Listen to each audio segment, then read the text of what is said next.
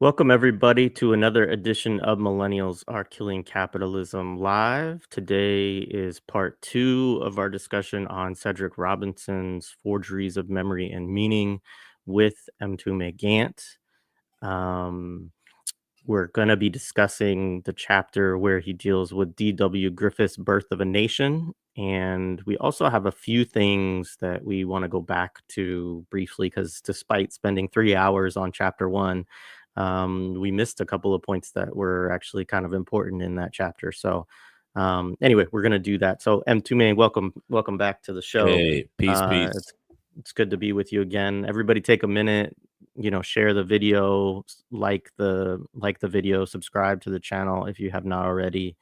So let's start just by going back to the things that we realized we didn't really talk that much about in Yeah. chapter one. Do you want to start? Actually, if you could you start with the Queen Anne, and I can Yeah. fill in with you. Yeah. Yeah. So I didn't go back and take a lot of notes on this, but there was a point that we didn't really we talked about how with each, one of Robinson's points is that within the ruling class there can be different kind of tendencies and positions, and partly he's doing this to talk about how there were already racist views that were prevalent within the ruling class, which you see especially in Shakespeare's earlier plays, Titus, Andromachus, right, and and Merchant of Venice. Mm-hmm. And then also he then talks about Othello, which Othello does have racists, but it's part of what he's showing is that this is a different portrayal, that Othello is a somewhat of a noble figure and so on. And that he's also, the hero in a lot of ways, right? And Iago is the villain, right? And so the Mm-hmm. person who's the racist in this is seen as the villainous figure. And one thing we didn't know, we did talk about how under King James there was the concerns about the plague, there was the concerns about plays promoting being sites of rebellion, potentially promoting kind of rebellious tendencies and dissent among working class and poor, working class, I would say, English people. And but we didn't talk as much about his analysis of Queen Anne, which was Right. that Queen Anne, and I forget now where she's from. She's not English by birth, I believe. Maybe I'll she look it up right. Portuguese. I can't remember. Yeah. Um, and anyways, his analysis of her is that she kind of wanted to change portrayals of African people to some degree, and she and her cohort actually performed like Othello, right? So they were Mhm. these plays were written in part for like Shakespeare's company, but they were also performed by um, the queen and her um her consorts, or whatever you would Mhm. call them, right? I get images of Game of Thrones in my head, which is like funny because that's exactly what these medium are designed to do, right? Is to Yeah. displace history with like but anyway, TV. yeah. So that's just I just wanted to make that point that we kind of skipped over, which was that he was actually making a bit of an argument also, not like some polemical, like she's an amazing anti-racist kind of figure or something like that, but just that she had a different orientation towards African Black people than she saw among a lot of people in England, and was interested in sort of using she I think what he argues is that she kind of she pushes Shakespeare to change his representations, which is how you get Othello. Mhm. So What I that was just, yeah, go ahead. Yeah, and what I find interesting about that is a lot of times when you're taught about Shakespeare, at least when I was coming up in, if you're in a theater school, you're in any kind of theater studies, um, is that there's a very much a view that Shakespeare was kind of his own person, even sometimes even like a kind of, I want to say rebel, but a kind of singular voice within the court. And what Robinson does in this book is, I mean, we talked about it a little bit last time, how much Shakespeare's influence came from the political governing bodies, and that's how you can literally see two different representational narratives of Black people in plays. If you look at Aaron the Moor and you looked at Othello, um, and if you did not know they were written by the same writer, you would go, how do the same person do this? It feels incongruent, right? That a person who could write someone who's so racistly depicted in like Aaron the Moor, and then you have Othello who's given such nobility, right? And the idea of racism being this distortion of a human being through Iago, right? So it gives Robinson's doing a really good, I think, intervention on the narrative and the kind of characteristic around Shakespeare as a writer, which I think he also then uses. This is where as we're going through the chapters, I'm really into Robinson's style because he does these kind of subtextual links, because it's kind of preparing you for how you're then going to see other figures like Griffith, which we'll talk about later, about how they are influenced by the confluences of events that are happening in society. In many ways, it's the confluences of events of society that are making these things happen, and not these singular individuals who, even, I mean, I don't want to go to Griffith yet, but that's one of the things with Griffith. People want to resurrect him. Yeah, he's racist, but he was still singularly amazing because of his technical, and we can get into that later. So, yeah, I really appreciate that from Robinson. Yeah. Do you want to start this one on the American Revolution, or I can? You can, because I'm not at. I'm trying to find my notes on it, and I don't have Okay. them right in front of me. But I'm gonna do it So, as you talk. so yeah, I'll just read this passage. Which page is that? So 37 Yeah. through 38, but I'm gonna skip through some of it, but basically, he talks about the importance of marriage. He talks about uh in South Carolina, the colony was disrupted by significant slave rebellions in 1733 and 1744. And in 1767, a militia was sent against numerous collections of outcast mulattoes, musties, I don't even know what that means, and free Negroes. In French held Louisiana, that's a quote, by the way, a quote that he's quoting. In French Louisiana in 1731, large slave conspiracies launched from maroon hideouts were discovered in June and at Christmas. The colonists of the poorest stratum were also restless, engaging in legal and illegal actions against colonial governments, which facilitated their exploitation by large landowners.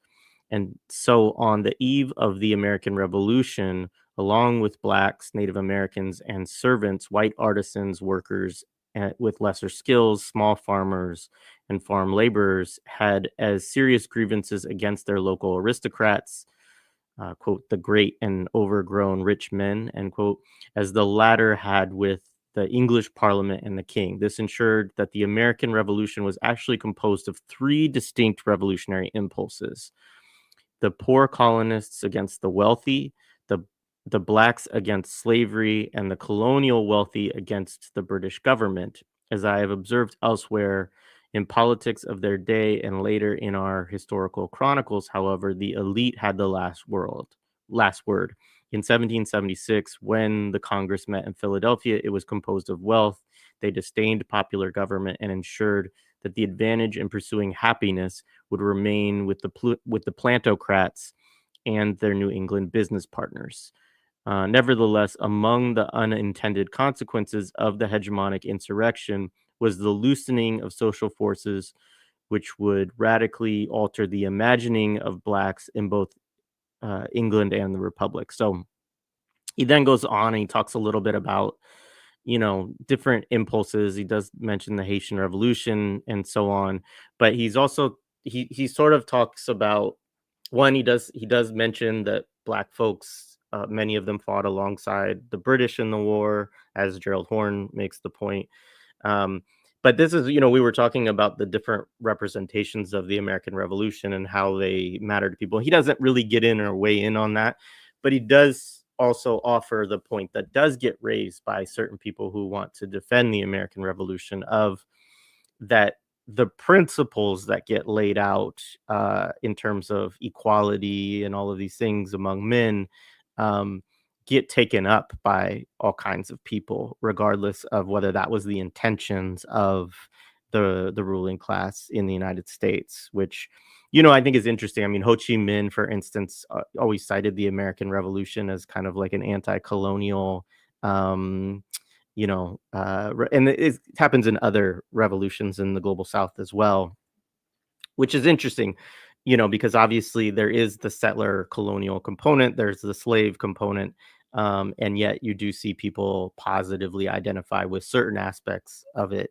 And I think it's just probably important to remember that in that specific time period, these ideals were really promoted, in the US Revolution, in the French Revolution, which was more radical than the US Revolution, and then in the Haitian Revolution, which was the most. But even with the Haitian Revolution, they also pulled heavily from the French Revolution in particular, and a little bit from the American Revolution, oddly. So anyway, I just thought it was interesting the way that he talked about those three different impulses of poor colonial whites, basically, although whites wouldn't have been the term yet, again, well, a little bit, um, against the kind of ruling elite among the colonial forces, then the ruling elite against the British, and then black people against slavery. And so Yeah, that was just a point. because often I find like you might get like two poles, like he has the three, right? So the poor colonists against the wealthy, and he says wealthy, he doesn't say aristocratic wealthy, he just uses like wealthy. So that's a very large brush, and I find that very interesting, and I find people don't really want to like maybe acknowledge that there were these differences within that, right? The blacks against slavery, like I'm sure they will acknowledge that, and then the colonial wealthy against the British government. So to separate the poor colonists against the wealthy and the colonial wealthy against the British government, it acknowledges the multitude of differences. And then, like, I mean, that's one thing about, I was listening to something about like the German Revolution recently. And that's the thing, like revolutions are very, very odd things. Like they happen and you have to kind of figure out what side you're going to go on. Right. Right. You're in the middle of it. Right. They were making a It's point like, one or we'll be the like, other, but there might be yeah, different things that you're fighting for or whatever. Yeah, yeah, yeah. you're like, are we shouldn't be doing this right now, but it's happening. All right, shit. What am I going to do though? So it's like, and it happens. You have to figure it out. But I think that last point, the unintended consequences of the hegemonic insurrection, was the loosening of social forces, which would radically alter the imaging of blacks in both England and the New Republic.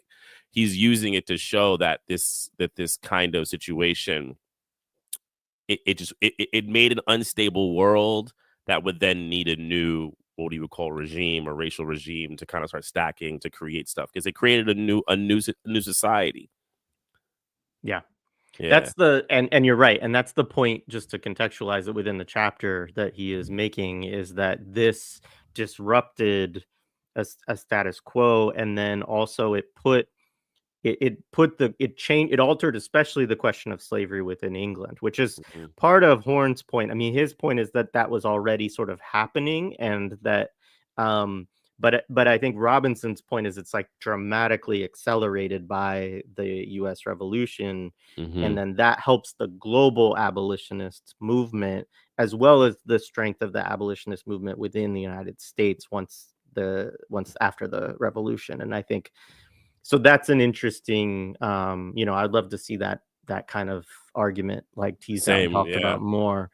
um but yeah, I mean, he's basically, as you're saying, it disrupts the British enslavement racial regime of the time, and then new ones have to sort of be created. And again, he's very interested in this book about national consciousness too, Yeah. which we'll definitely get into in this chapter that we're Yeah. going to talk about today. So yeah. Yeah. um One last Go ahead. point.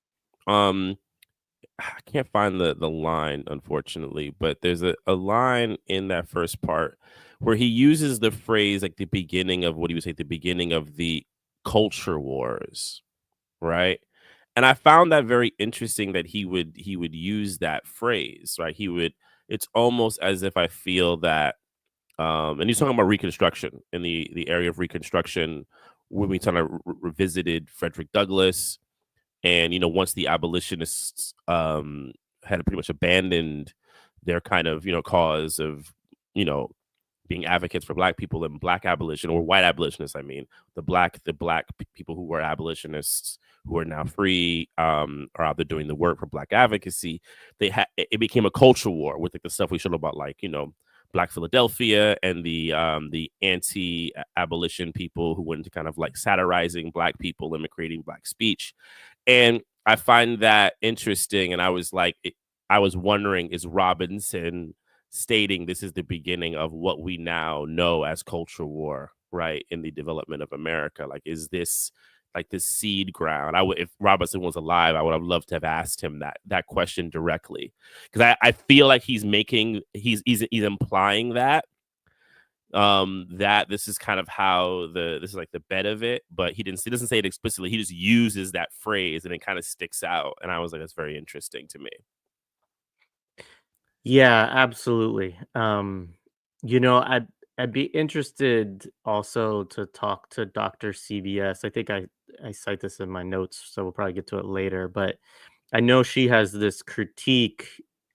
Um, well, I don't want to misstate it because it's within her thesis, which I read years ago. But like of a kind of cultural turn Hmm. among the left, um, that got away from materialism and organizing struggle and so on. And Robinson, I think her critique of Robinson, to the extent that she's making one, in part has to do with that within his work, which is, and it's true, he's very focused around culture as this site of struggle. And um I engage in that, and a lot of us do.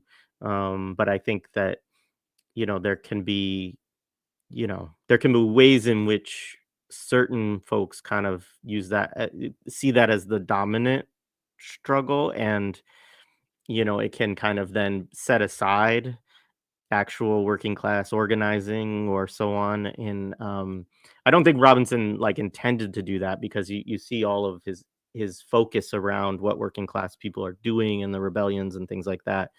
There could be, I think, a discussion of, and have been, but discussions of Robinson and how much weight he puts on rebellion, how much weight he puts on kind of riot and um uprising, right? And versus like other modes of resistance and organizing and protest and so on. But I think that nonetheless, like, those are important themes within his work largely. um and you can see that there, as even as he's leading up to that section talking about the American Revolution, the main incidents that he's citing are these like maroon insurrections and so on, which a lot of times wouldn't be the way that people would frame something like the American Revolution. So it's just interesting. um Yeah, I mean, I'll say one little point because I definitely empathize. I'm very open and into that argument about the idea of an overemphasis on culture, and I usually find it to be honestly more dangerous when we're thinking about resistance, right? And sometimes my issues with some of like Stuart Hall's work, because then it'll end up being these cultural representations were resistance, and I'm like, you know, like okay, like I get it, but like at what level, yeah, you know? it'll be interesting to see that within this book as it goes on, because I know Yeah, that I'm the very next curious chapter is like too. minstrelsy and resistance or Yeah, whatever. So same. I yeah. mean, though I don't want to like predict the the fact that he's choosing to focus on Micheaux actually gives me greater hope because Michaud's intervention is is very specific. And the way Robinson seems to be working here, I have a feeling that he's going to, I feel like he's going to do something very, very worthy to prove Micheaux is not just a guy making movies, right? He's intervening in a particular material way. Right on. All right, so let's move into chapter 2. Yeah. So do you want to get us started on this? Yeah, definitely. So, let me get up to I'll say what I'm really digging about this chapter is Robinson is doing something that I've tried to do, but Robinson is much more well read than me, and much more studied in history than me. So he's able to find the actual material things to do it. I'm actually going to be stealing all of this. So thank you, Cedric Robinson. I appreciate it. So at like the top of the second part, he has a thing where he wants to get into kind of demystifying like the conventional narratives of how film is developed, and I think this is really important, right? So I'll read this part and then we'll break it down a little bit. The conventional narratives of American film history have been launched from different and discrete beginning points. As Robert Allen and Douglas Gomery, they're two historians, have detailed, the chronicling of the construction of the movie industry in America has sometime been recited as exclusively an economic tale, or at other times as a tale of aesthetic accomplishments, or alternatively in terms of technical developments or social history. For historians fascinated by the ironic succession of manufactured artifacts of an industry, movies were determined by a chain of events. The nitrate compound of the billiard ball, which foreshadowed the formula for cellulose nitrate, the primitive photographic demonstration of Galloping Horse by Edward Muybridge, Thomas Alva Edison's kinetoscope, popularly marked as a peep show, the projector constructed by Thomas Armot and Francis Jenkins, and so on. We know that the nitrate pool ball was simply intended to replace the increasingly costly ivory ball, that Muybridge experiment was to settle a wager on whether horses simultaneously lifted all four legs from the ground during the gallop, and the voraciously commercial impulse of Edison had to exhaust the market for the peep show before the notion of narrative movies could emerge, and that Edison equally was drawn reluctantly to the projection of moving images, and so on. So that's a beautifully written piece, but I want to break it. I want to go dig into it a little bit because I think there's some really interesting things. So like, I never knew this part about the billiard ball and cellulose. So there was ivory balls for pool or billiards, as they used to call them, right? Were very expensive, so they wanted to make a different kind of ball of nitrate compound, and that's how you get cellulose nitrate. And if people know my film, celluloid. That's what film stocks. It is celluloid, right? So this kind of experimentation then later led to the creation of celluloid, the actual stuff that's the stock, right? So then you have the primitive photographic demonstration of a galloping horse by Muybridge. So now this is something that I find very interesting, and I don't know if you have the image, the galloping horse image, Jay, but the galloping horse image, right? This is something that's often credited as like, oh, this is how a lot of times people will act like this is them experimenting to make cinema, right? That this was like people sitting there, they were all thinking about how can we make moving pictures, and that was literally not the intention. I know many people have probably seen it, and you'll see it in Succession, right? Because the whole idea of it is, I mean, people who study film know this. When you're watching an image, you're not actually watching something in continuous motion. You're watching many separated photographs. That's why it's called 24 frames per second, because it's 24 images that give you the illusion of motion. So really, when you're watching even video, you're actually watching an illusion. This is actually not real world. You're watching speeding images. That's why when you do slow motion, you get more images. It extends it. or if you want speed, it goes slower. So this was like the idea. But this was intended on a scientific purpose. Like people were trying to say they didn't understand how horses move, feet moved, and there was debate: do their feet actually leave the ground when they run? Because it was just so quick. And Muybridge was like, yeah, I'm going to show y'all do it. And then by doing that, they discovered something, right? But there was no intention. Like he wasn't sitting here going, I want to make cinema. And they there's a lot of times people talk about this stuff as if these men were sitting there thinking about how can I can make Avengers in 100 years. And that's just not history, right? Then he brings in Edison, which he brings in a lot in this chapter, which I think is great also. And the kinetoscope, right? And I don't know if people's ever seen one of those. That's basically like a private video thing, right? But only one person can watch at a time. You can think about it like, like the old things that you had when you were a kid, maybe, or I don't know. Depends how old you are. I think Jay and I remember stuff like that, but other people might not, of like the things that you can like clip and see. But the market could only go so far from a singular thing. And then you have the people who were making projection, but the projection wasn't necessarily think about movies. They wanted to make larger scale singular images, right? How they could project things, enlarge things as they were working. So you have all these things. It's a confluence of events. And some of it, he's also very, very explicit. Yeah, to talk about Edison had this need to basically, he exhausted the market with this, right? They were expensive to make. He could only get one at a time. He's like, man, how can I get people, how can I get this same effect, but then have like many people at the same time make more money, right? A lot of it had to do with capital. And that's something that I do teach my students. I was like, look, the invention of movies wasn't this thing of like, we want to, they may paint themselves like that in the after. I want to do this great thing for people. A lot of it had to do with like inventions to find ways to make capital, right? To organize the people. A lot of times also, and Robinson will get into this in another way, but a lot of it was also, these were inventors who and business owners who had to find activities for their workers.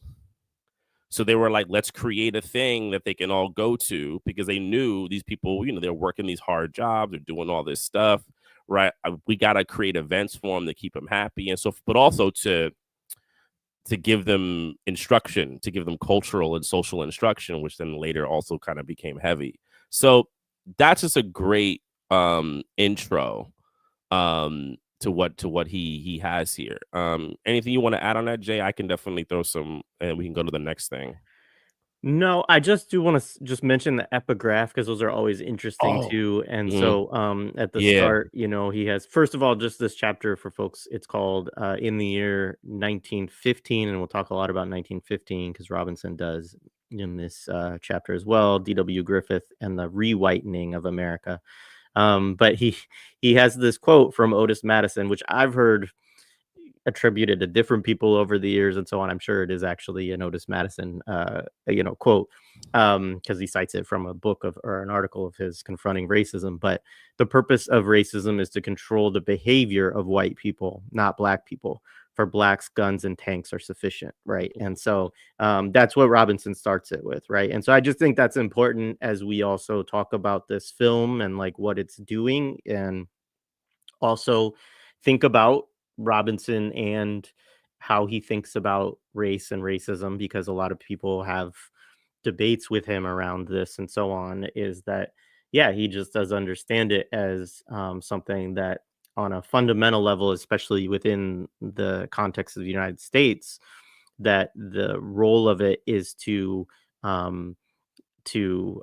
control and to create ideology and myth and cohesiveness among a group of white people, and or to create white people, right? And to really then see their interests as attached with the ruling class of the country, rather than to see have more of a class analysis, or to see their lot as tied up with Black folks and other immigrants and things like this, or working class people. And so I think that's really important for people to understand too, because I think a lot of times Robinson also has been mischaracterized sometimes as a black nationalist, for instance, or as not.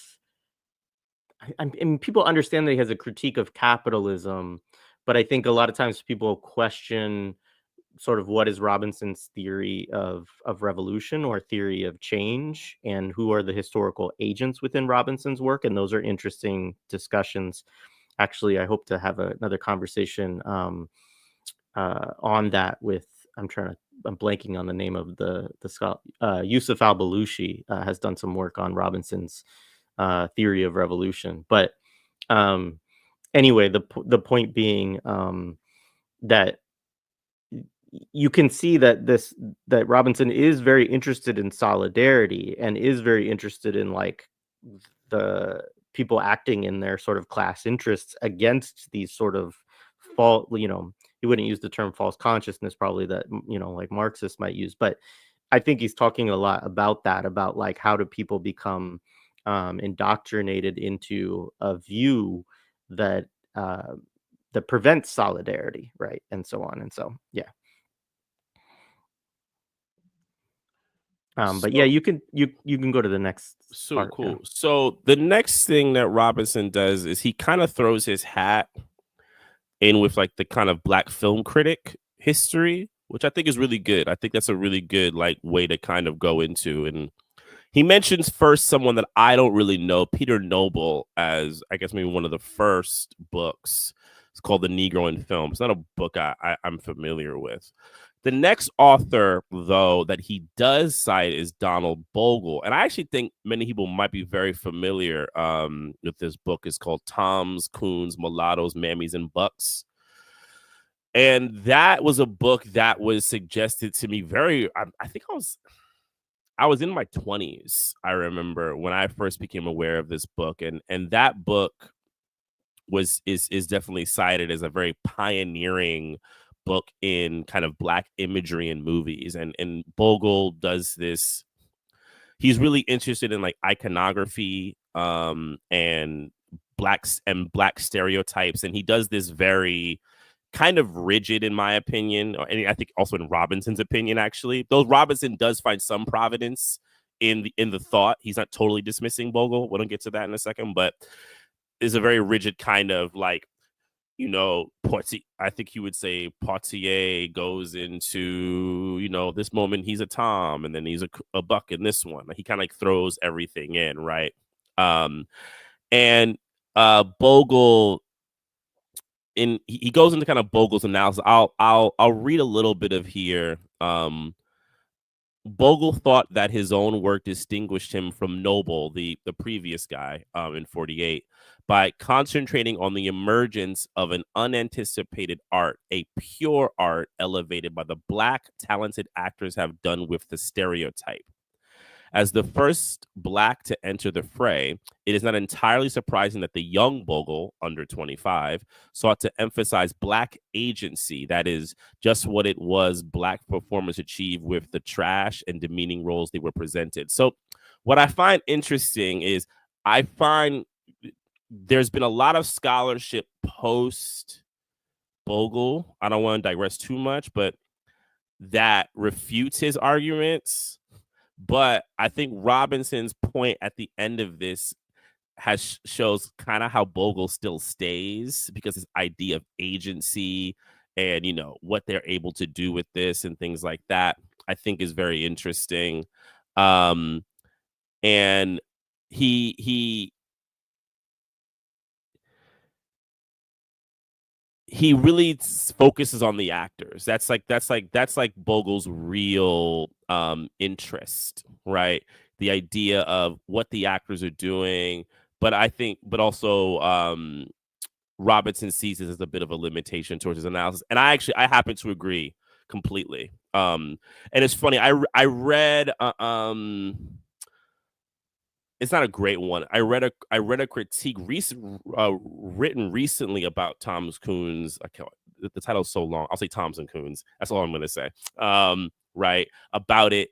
And Bogle would he's updated the book several times, and even in that review, they admit in the updates the book kind of falls apart because he still wants to use the frame as like it's everlasting, right? And like they're like, yeah, it kind of falls apart. And though they don't say it as explicitly, they say like, the earlier book was much better. The new ones are just not as strong. But I think it's also exposing a kind of a bit of Bogle's like issues. And then he gets into someone that I'm not really familiar with. Is he Thomas Cripps, right? And Cripps is I looked him up. He also has a couple of other names, but Cripps is someone that he focuses most on. He says, though Bogle and others gave some attention to Black filmmakers, it was Cripps who took the appearance and work of Black filmmakers, especially directors, as his principal subject matter. Cripps employed the imaging of Blacks by major Hollywood production companies as a source of inspiration and opposition for Black film producers. His work was inevitably spawned a generation of Black and non-Black scholars who have undertaken research on the Black cast film, right? And he's kind of showing the threads of kind of how Black scholarship has come from these people. He's kind of, which I think is very useful for me to like know the kind of seeds. And I'll read another part. Cripps and his academic cohorts largely eschewed Bogle's approach. So they didn't really like what Bogle was doing, suggesting that not only was Bogle writing popular rather than formally canonized theory, but in method and conceptualization, his theory of an enduring quintuplet of Black representation could only be supported by a kind of primitive historiography. By contextualizing his icons in particular socio-historical conflicts, they sought to overturn his delimiting analysis. After all, it is in the nature of history to record and explain changes, not the persistence of immutable forms. For certain, there was something amiss in Bogle's thesis of constantly repeating forms. Empirically, the problem becomes evident if we ask ourselves whether the performances of, say, Sidney Poitier and Harry Belafonte during the 50s and 60s, or more recently of Denzel Washington, Don Cheadle, Morgan Freeman, Angela Bassett, Halle Berry, Alfre Woodard, fall neatly into the construction of Toms, Coons, Mulattoes, Mammies, or Bucks. Notwithstanding, we are also compelled to acknowledge that there are repetitions, the cycles of minstrelsy and neo-minstrelsy, which seem to surface again and again. Can Bogle then be both right and wrong? And that's where you see Robinson kind of give Bogle some credit, like basically kind of calling out, like he was young, he probably didn't have maybe a lot of the available research methods or research stuff. He was kind of working there, but there is some providence to like this, like the seedlings of his methodology. And I think he would later go to like criticize Cripps for like going too far in another direction, because Cripps kind of goes into this idea that like the reason like there wasn't sufficient enough history of Black people on screen, if I remember correctly, right? And that's why you then have like bad stuff later, and it's like, and then Robinson totally just proves all that. He like shows all this great, I mean, they're bad, but he does great research in all of these social pieces that just have all of this really jacked up imagery of Black people, right? And like, because there's this idea that Birth of the Nation was the start of it, right. But like Robinson's like, no. Like, yeah, he does say it's singularly important, but there is a precedent that being set.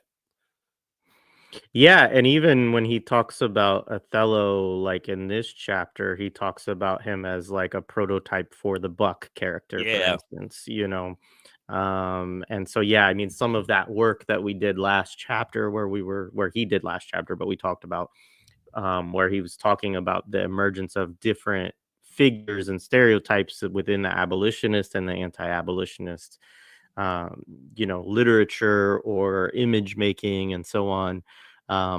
He's really showing like that then influences minstrelsy, which also influences film. And I know next chapter he'll deal more with minstrelsy, but yeah, I think that's, I haven't read any of this film history. He's partly kind of showing like this is the history of some of the prominent Black film historians and Oh, Cripps theorists, is and white. from Cripps is white. Okay. Yeah, Um, yeah. but he's also, definitely kind of talking about, I think, the way that a lot of that work just doesn't have enough historiography and kind of social analysis, kind of buttressing it. It's maybe too focused on just cinema, and even within that probably has some gaps because there's so much stuff that's produced that they probably haven't seen, Mhm. that's like smaller pieces or whatever. But Yeah, um and it's funny because he does, but then he Robinson does something that I think is a shot at even current film critics because he says people come from these trees. So I think that's a suggestion that film, and I wonder if he'll say this later in the book, that film criticism is still kind of dogged by this poor methodology that's not looking into the material and looking into the specific histories that make things. He does cite in his footnote someone that I've used is Manthea Diawara, and I'll talk about him in a little bit.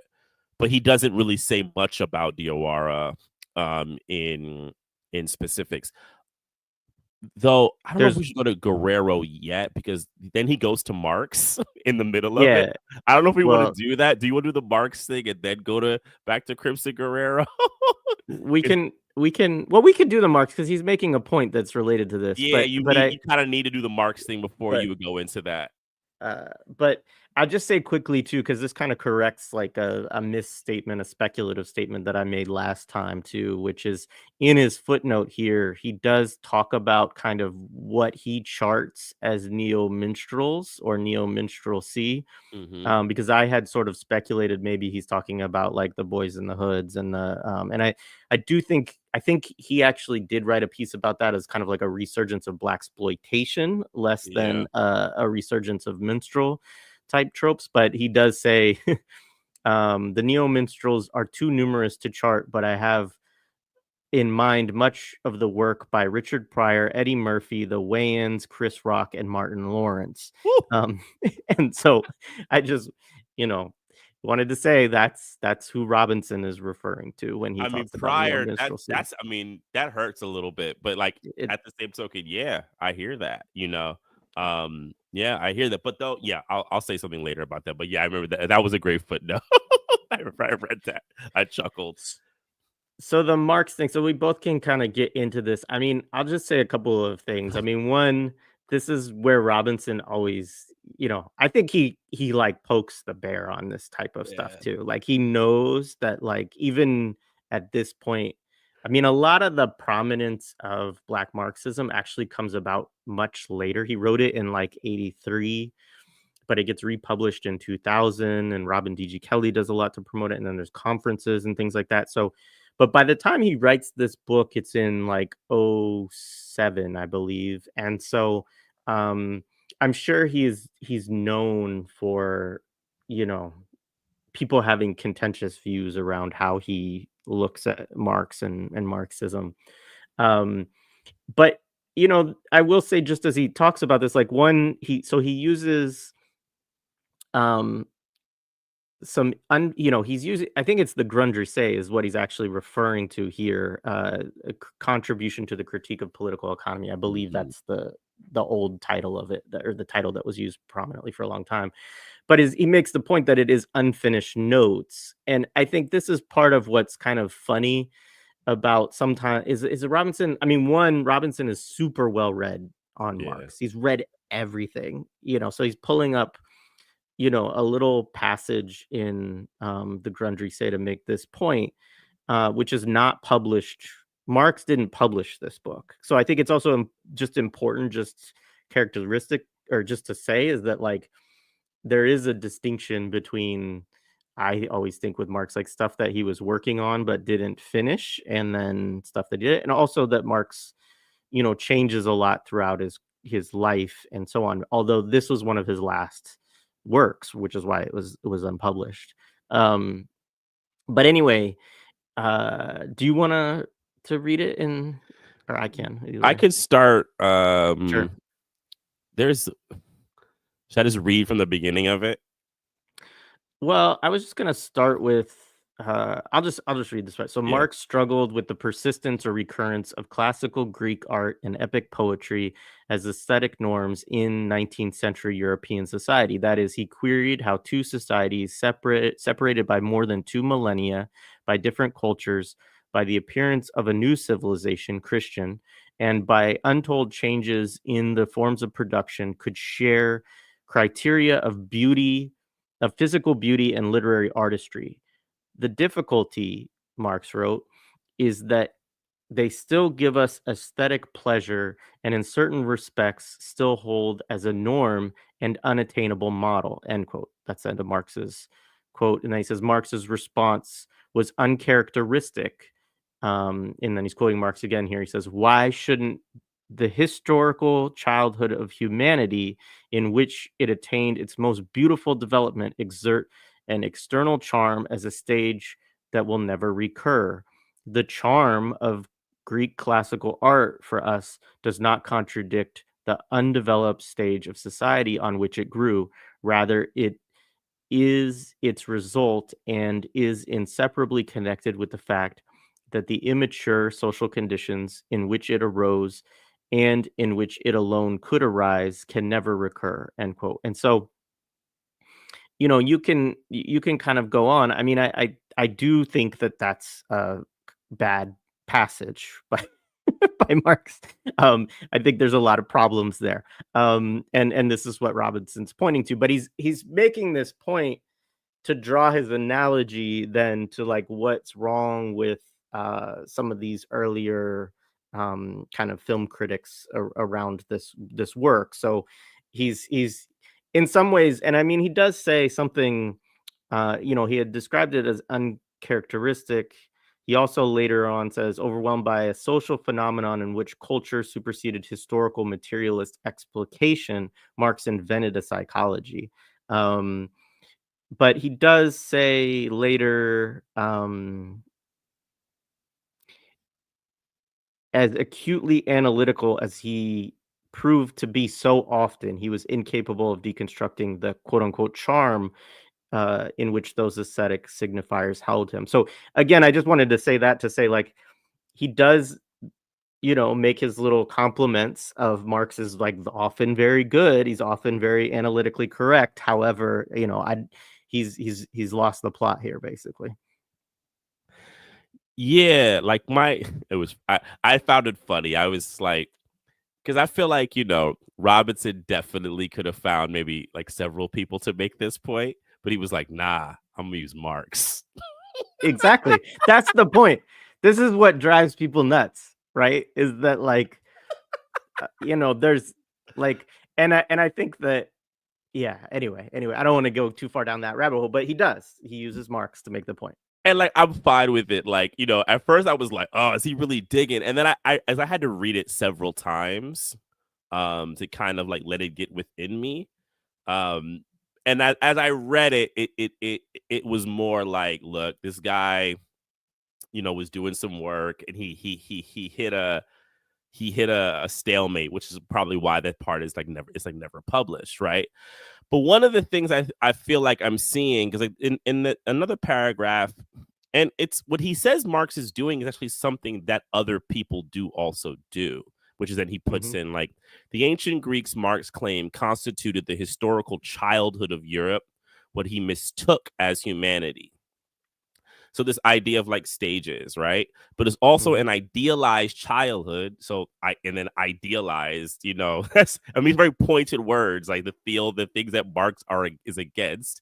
A moment Marx believed, which was marked by humanity's most beautiful development, or quotations. The charm or authority of an ancient Greek aesthetic rested on the inevitable loss of the pristine moment when the true nature, quotations, of humanity could be made manifest.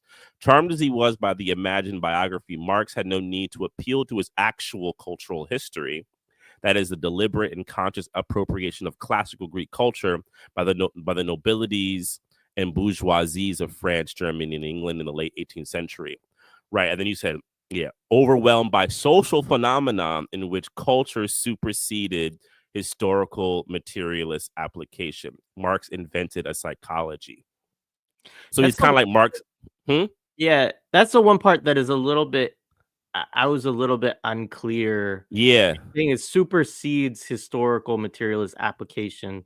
I mean, I would argue that part of what he's doing here is a historical materialist critique of Marx making this statement, right? That's Is kind of what I saying, read it too. It's the yeah, same. Yeah, right. you And know, how his graph is off, right? yeah, Like you you're know, actually off on your own methodology, right? yeah, I mean, I think you probably said this, but it's Marx's affection for classical Greece was learned and absorbed as a signature of the cultivated German or European of his age. I mean, part of what he's saying is like Marx is indoctrinated into this view of Yeah. classical Greece, and I mean, this gets into some of Robinson's other critiques of Marx, which is whether there's too much bourgeois kind of indoctrination within his philosophy, and that he's not capable of fully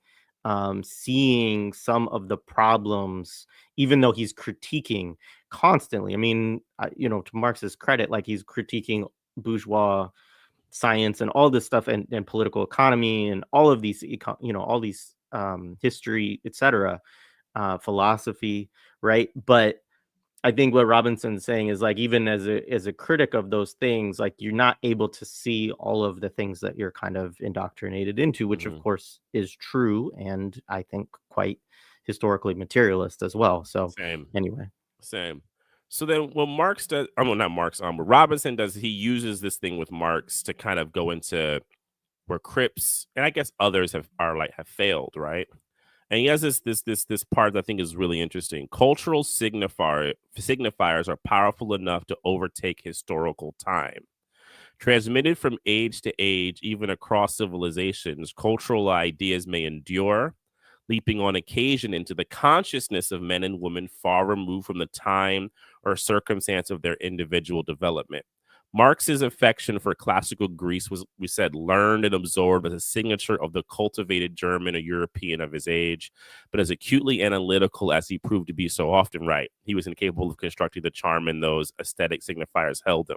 So in a similar fashion, Cripps found mystifying the speed and power with which Black icons infected early American films, asserting that from the beginning of moving pictures and for most of the first decade of the new century, Black imaging was predominantly repertorial. Cripps postulated that as a concomitant with film editing, something had gone terribly wrong. Nevertheless, he was forced to concede that it is difficult to attribute causes to the seeming decline in Black fortunes after 1910. So he's Robinson is able to kind of show how these people are tripped up by a kind of wrong read of how imagery can pass through time, right? They're constantly kind of like missing. And he says, and he goes back into Bogle, right? For Bogle, the mystery would have been the absence of devaluing Black images from an embryonic American film culture. He was persuaded that a natural history served to explain the appearance of these images. He's quoting, all were merely filmic reproductions of Black stereotypes that had existed since the days of slavery and were already popularized in American life and arts. The movies borrow profusely from all other popular art forms. This was not the case, according to Cripps. For Cripps, there had to be immediate causes which conspired to disrupt an otherwise racially benign form of entertainment. The causes might be, he mused, the racist Southern white literati's migration into the fledgling movie industry, the approaching anniversary of the ending of the Civil War, and intersectional reconciliation coupled with the nostalgia among a recently urbanized America for an idealized rural past represented by the Old South. So yeah, like he goes hard. I feel like he actually goes harder at Cripps than he does Bogle, rightly, because Cripps will then go on to kind of falsely blame really just like the kind of the racists or these people coming in, right, as a reason for why it happened. And he just feels like he's constantly dogged, but he's not really reading history correctly. Um, where I'm trying to think where we should go. I mean, I'm still want to say in here. There's the Othello part. I don't know if you have anything you want to add in there. No, not really. I mean, there's a unless there's anything else you want to add. I mean, the next place he kind of goes after this is also to talk about, um, kind of continuing on that discussion of the succession of inventions. Like he does start Yeah, to talk a little bit about the industry early on, as well as some of the.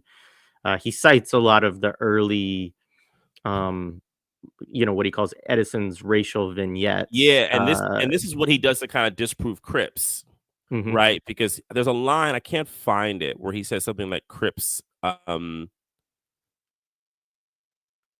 about he has this kind of statement that there about There's where he was saying like so Cripps was go ahead. I think yeah, Cripps was I saying think something I about have saying it. that there wasn't a lot of stuff Yeah, I think I before. have it. He says Cripps maintained that from the 1890s into the early 20th century, Edison and his contemporary filmmakers produced, quote, relatively benign, vaguely anthropological, end quote, shorts when they addressed people of color.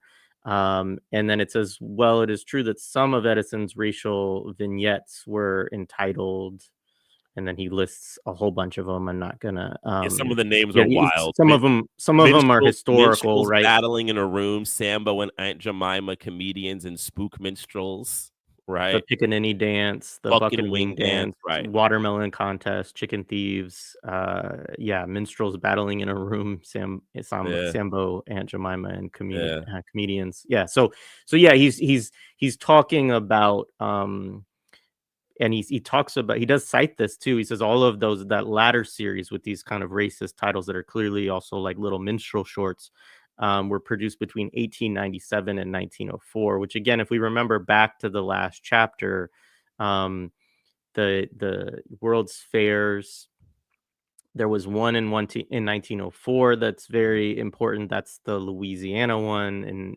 about the 100 year since the Louisiana Purchase.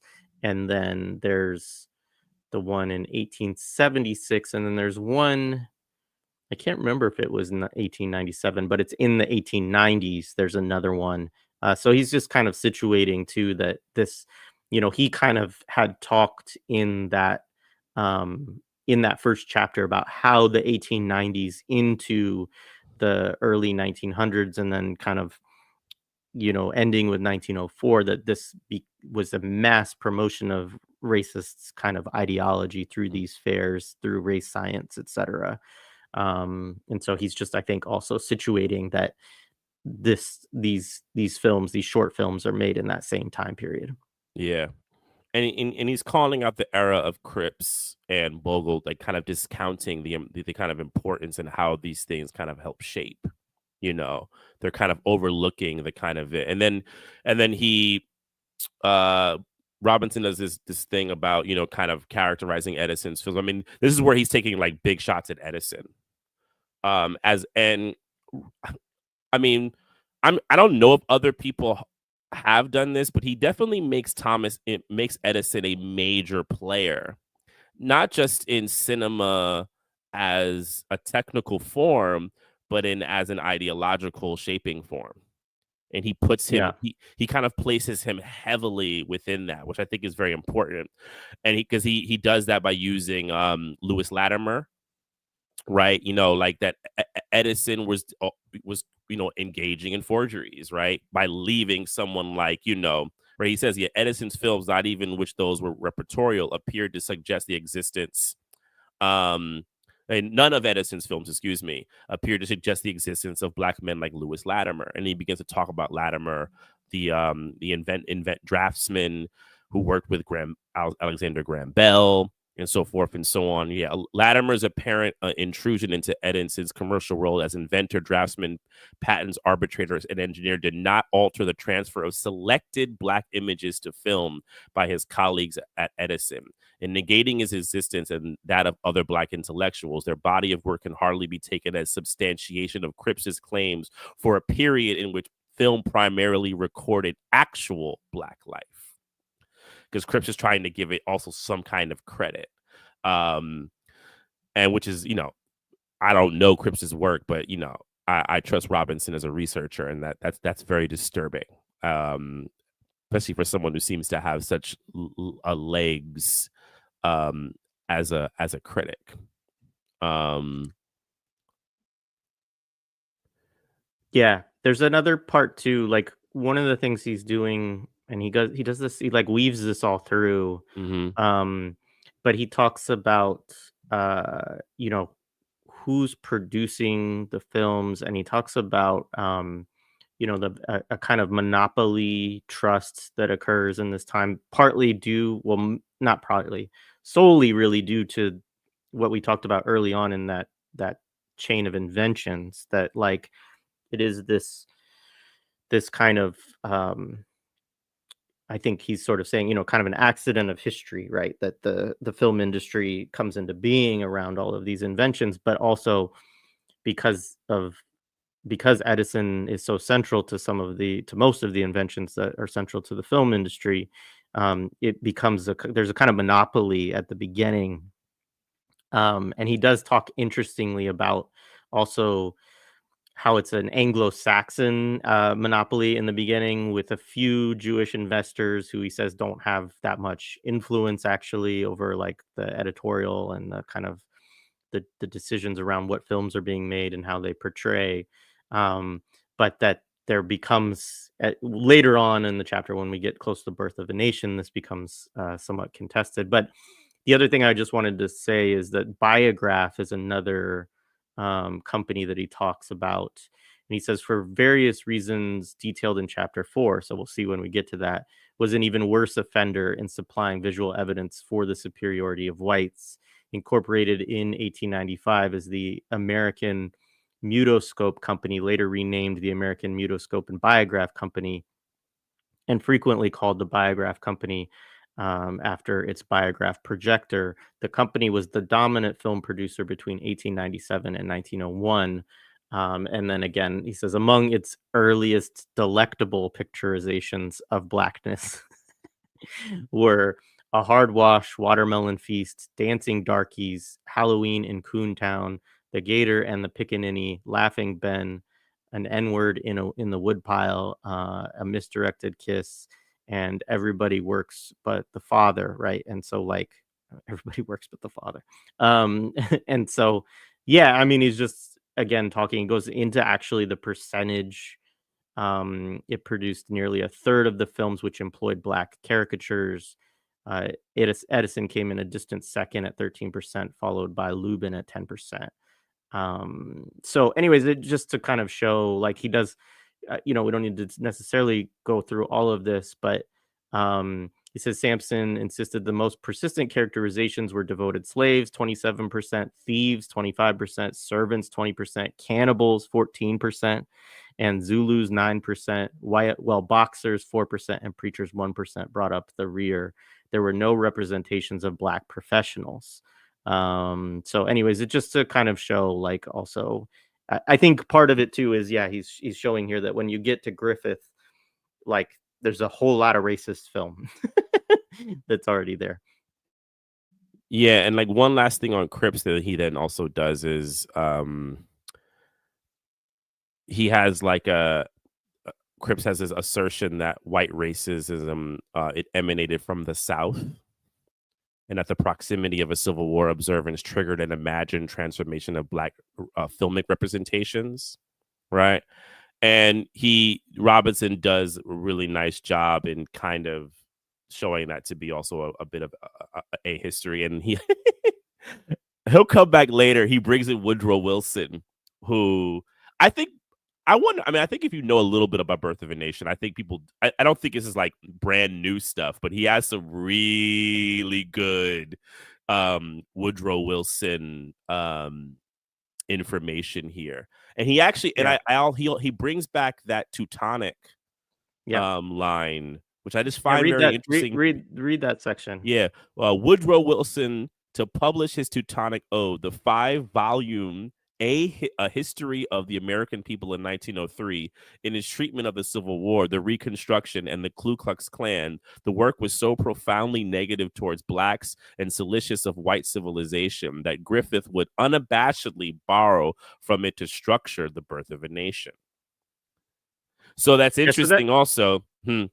You know, he's yeah, it's like a I don't circle know. in that way. Yeah, and I don't know. I always remember the story, which we'll get to in the chapter of him. That the film gets screened at the White House, and that Woodrow Wilson gets attributed this quote, which maybe he said, maybe he didn't, about it being history written in lightning. My only regret is that it is all true, but I don't really remember encountering before that Woodrow Wilson had this 5-part history of the That I've American never heard people of. that he had written, in which is like, I mean, I did a little bit of digging into it. Like, yeah, it follows the narrative arc in a lot of ways of the film, and it is very much in favor of the Ku Klux Klan, right? And that's something that we'll get to as we talk about the film a little bit too. But I mean, I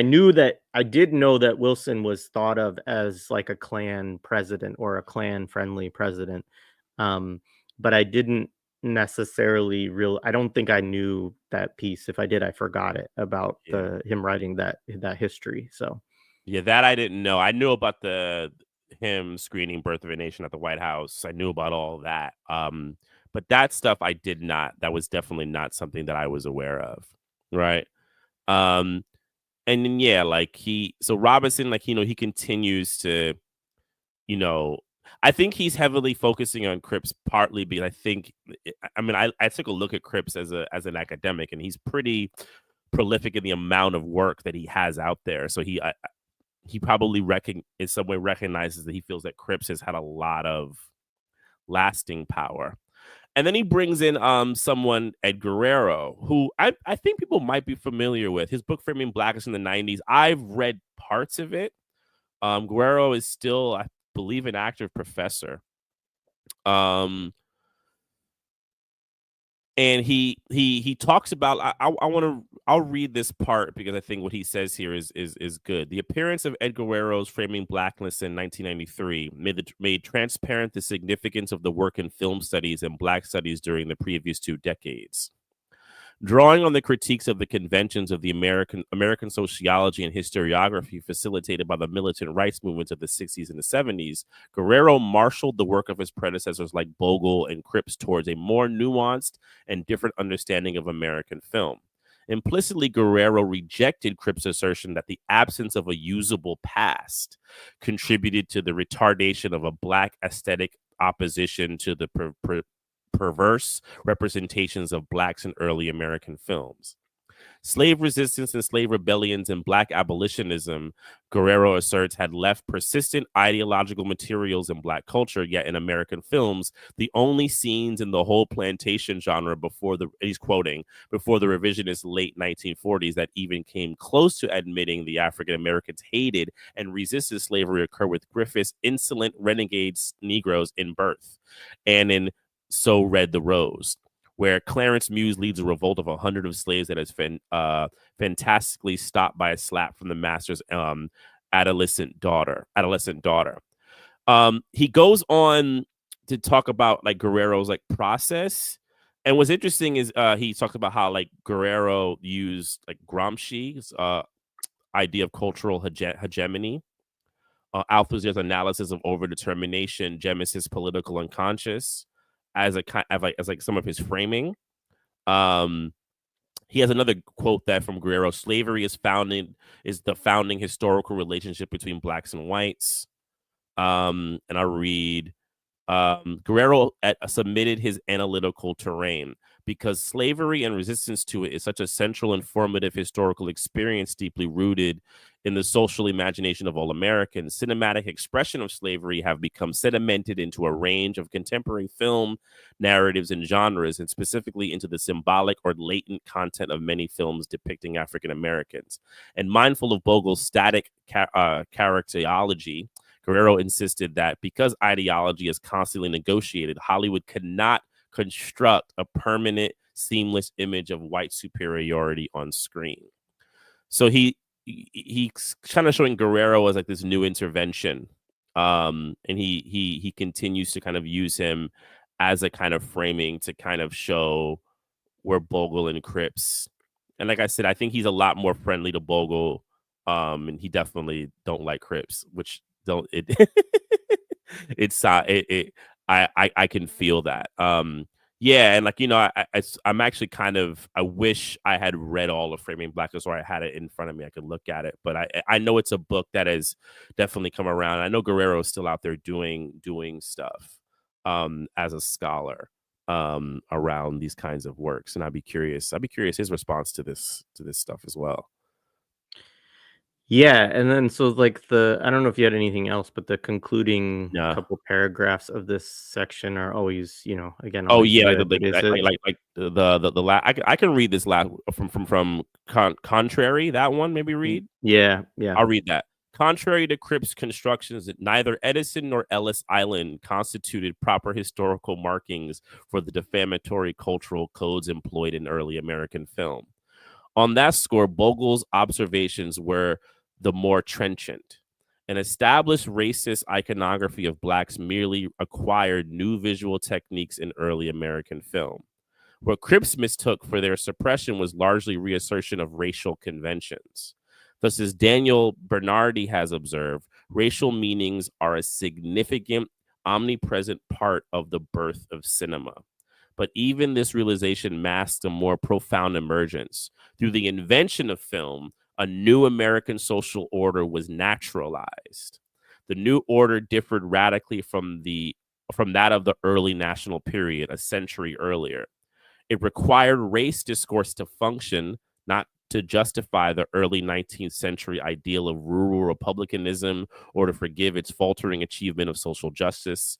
At the beginning of the 20th century, American capital was no longer a middling mercantile player in a global economy commanded by imperial European powers.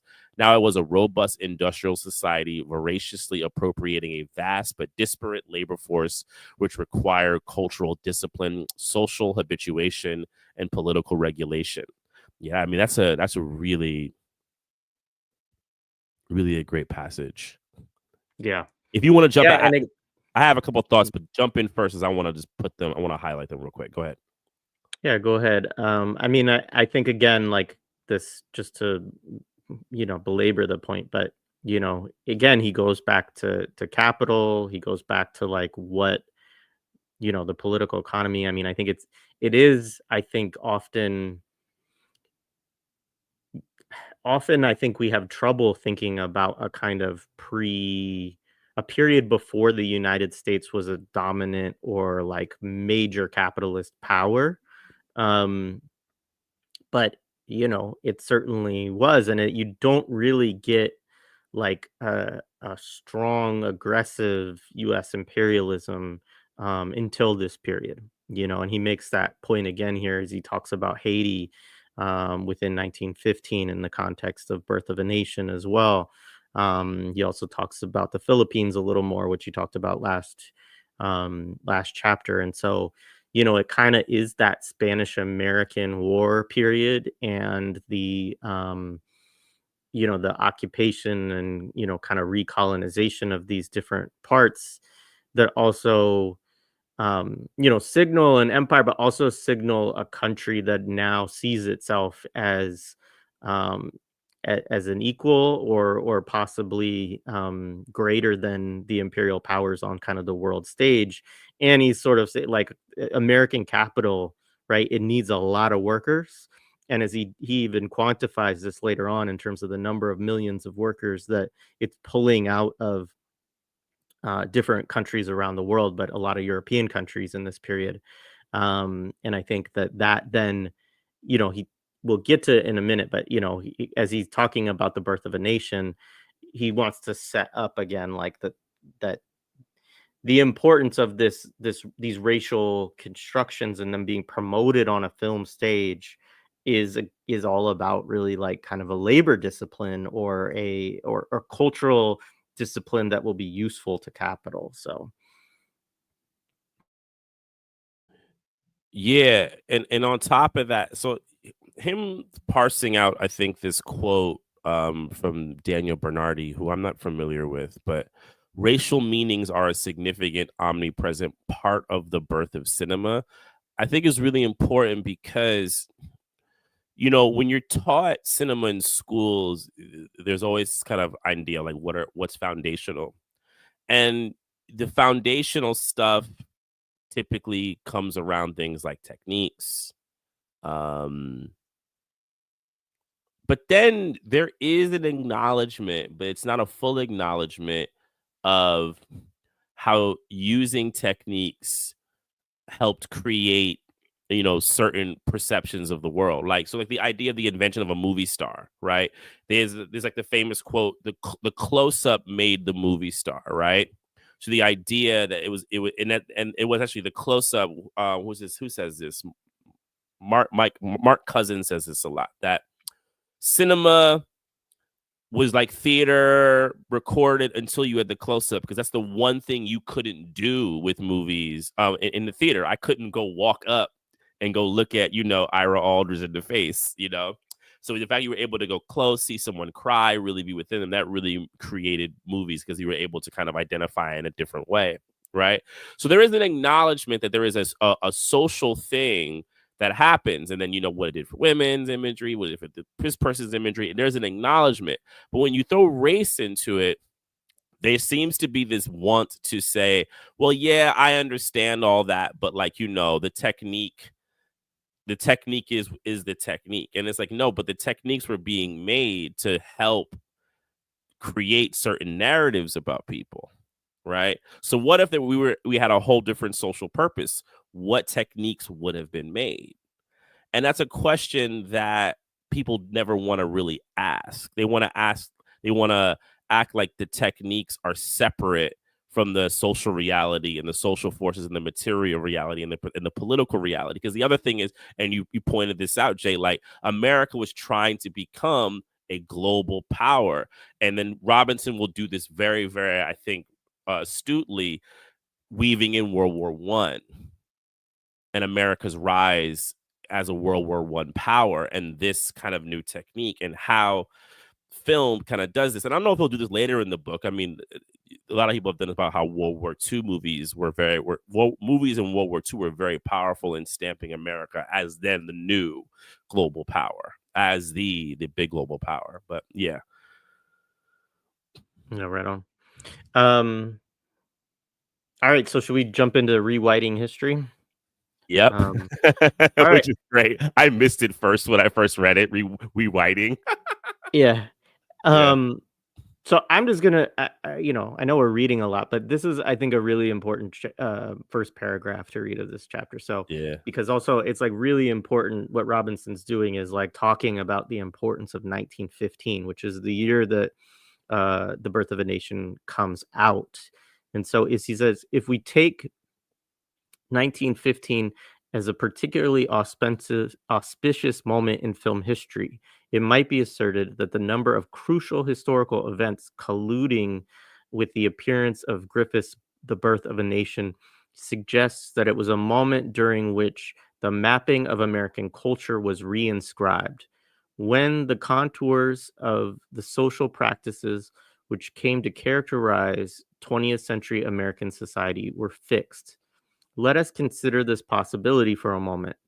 The year 1915, of course, marked the 50th anniversary of the ending of the American Civil War.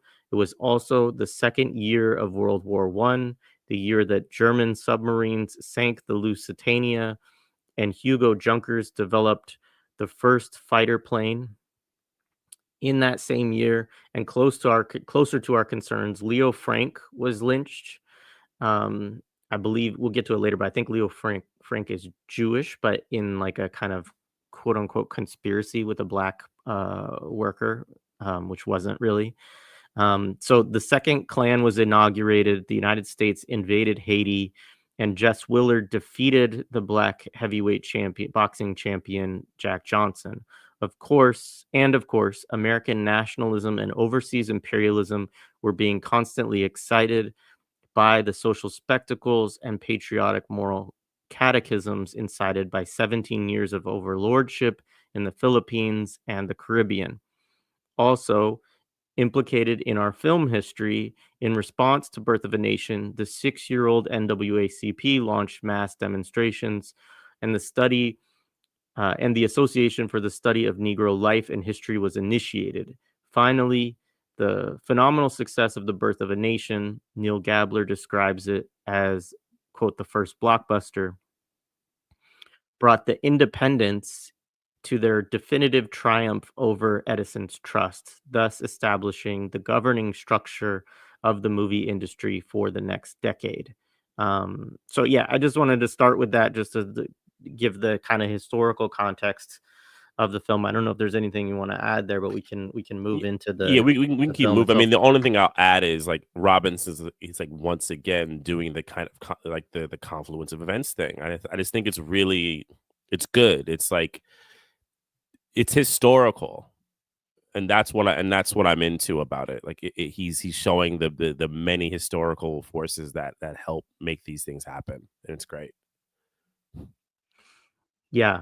So I will say, so let's see, did I get this picture? I took some screenshots. I rewatched because the next section of the film, I mean, he talks a little bit about how it came to be, and so we'll talk a little bit about that. But he does actually then go through um, a little bit of a kind of an overview of what happens within Birth of a Nation, which we don't need to go through Mm-mm. all of it. But let's see, is this the one? Yeah. So I'm gonna pull this up. So this is what, if people haven't seen, like it's a silent film. Uh, this is how it opens, right? So it says, a plea for the art of the motion picture. We do not fear censorship, for we have no wish to offend with improprieties or obscenities, but we do demand as a right the liberty to show the dark side of wrong, that we may illuminate the bright side of virtue, the same liberty that is conceded to the art of the written word, that art to which we owe the Bible and the works of Shakespeare. So, I mean, what a ridiculous thing to put at the beginning of a film, first of all. I mean, like, the idea, I mean, one, the like, we don't wish to offend, but then you're going to show, like, arguably the most offensive movie in the history of the world. And then also to hold yourself up next to the Bible and Shakespeare from the beginning, and this, again, it's like this like reactionary free speech argument, right? Of like, we have a right to tell the truth. So anyways, like, I'm putting my foot down, okay?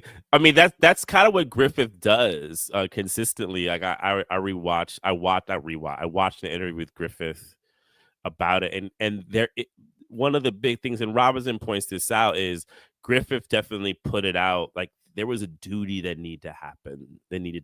Like we need to set the record straight about how things need to be. Right. So it's like, we're not trying to offend anybody, but, there's something gravely wrong here, and we must intervene. So he saw it as like an intervention. Right. And though I will say the one thing about the Bible and the works of Shakespeare, if you read it in the context of Robinson, though, it gets interesting when you think about the Bible as instructional from King James, right? To the everyday people in European society, right? And Shakespeare as a part of the political act. So while it is complete, I mean, I'm not giving Griffith credit for this. I'm giving Robinson credit for like recognizing that and putting that into the thing, because he knew he needed to make that link that like, look, yeah, okay, Bible and Shakespeare. I see why you're interested in it, because you understand also how they've been political tools as well, right? And not just these, grand pieces of aesthetic glory that live, within European society. yeah, it's slick. I wonder how much he was like, because obviously the first chapter we dealt with Shakespeare and the King James Bible, and I wonder how much he was influenced by like Griffith putting this on here and saying like, you know what, Me like too. all right, let's go back and look at that, like, but I mean, I kind of doubt it, but it's an interesting coincidence as Yeah, well. it So is. It is a very interesting coincidence. Yeah. Yeah. Yeah. But I also think Robinson's also smart enough once he made that connection, though. I'm sure he would have made that connection that he would say, oh, maybe I need to beef this up, right? Like he already thought, I'll go to Shakespeare, maybe I need to beef up these certain parts so that that connection becomes explicit. Um, let's see, where else? I do find one thing interesting. He quotes Griffith. He calls them not actors, impersonators. I find that a very interesting thing, which if you think about the yeah, because idea that he's they're trying to make him seem very historical, and it's interesting thing that Griffith does in the film too is he mixes in uh what he calls like I forget the word he uses, but it's like there he wants to present certain things as if they are actually documentary. Like mm-hmm. for instance, he does the Lincoln's assassination in this play, and I can't remember exactly the term he uses, but he's like, this is like this is a I'm blanking on the term, but basically he uses a kind of documentarian term around that. And so yeah, the impersonator thing is interesting. Like he very much wants it to be just presented as this is history. It's not, this is not fiction that you're looking at. Certain aspects of it are fictionalized, but it's real history. Which lines up to film of the period also, because there was definitely earlier in the chapter, he doesn't go into him too much. He does also bring up Edwin Porter.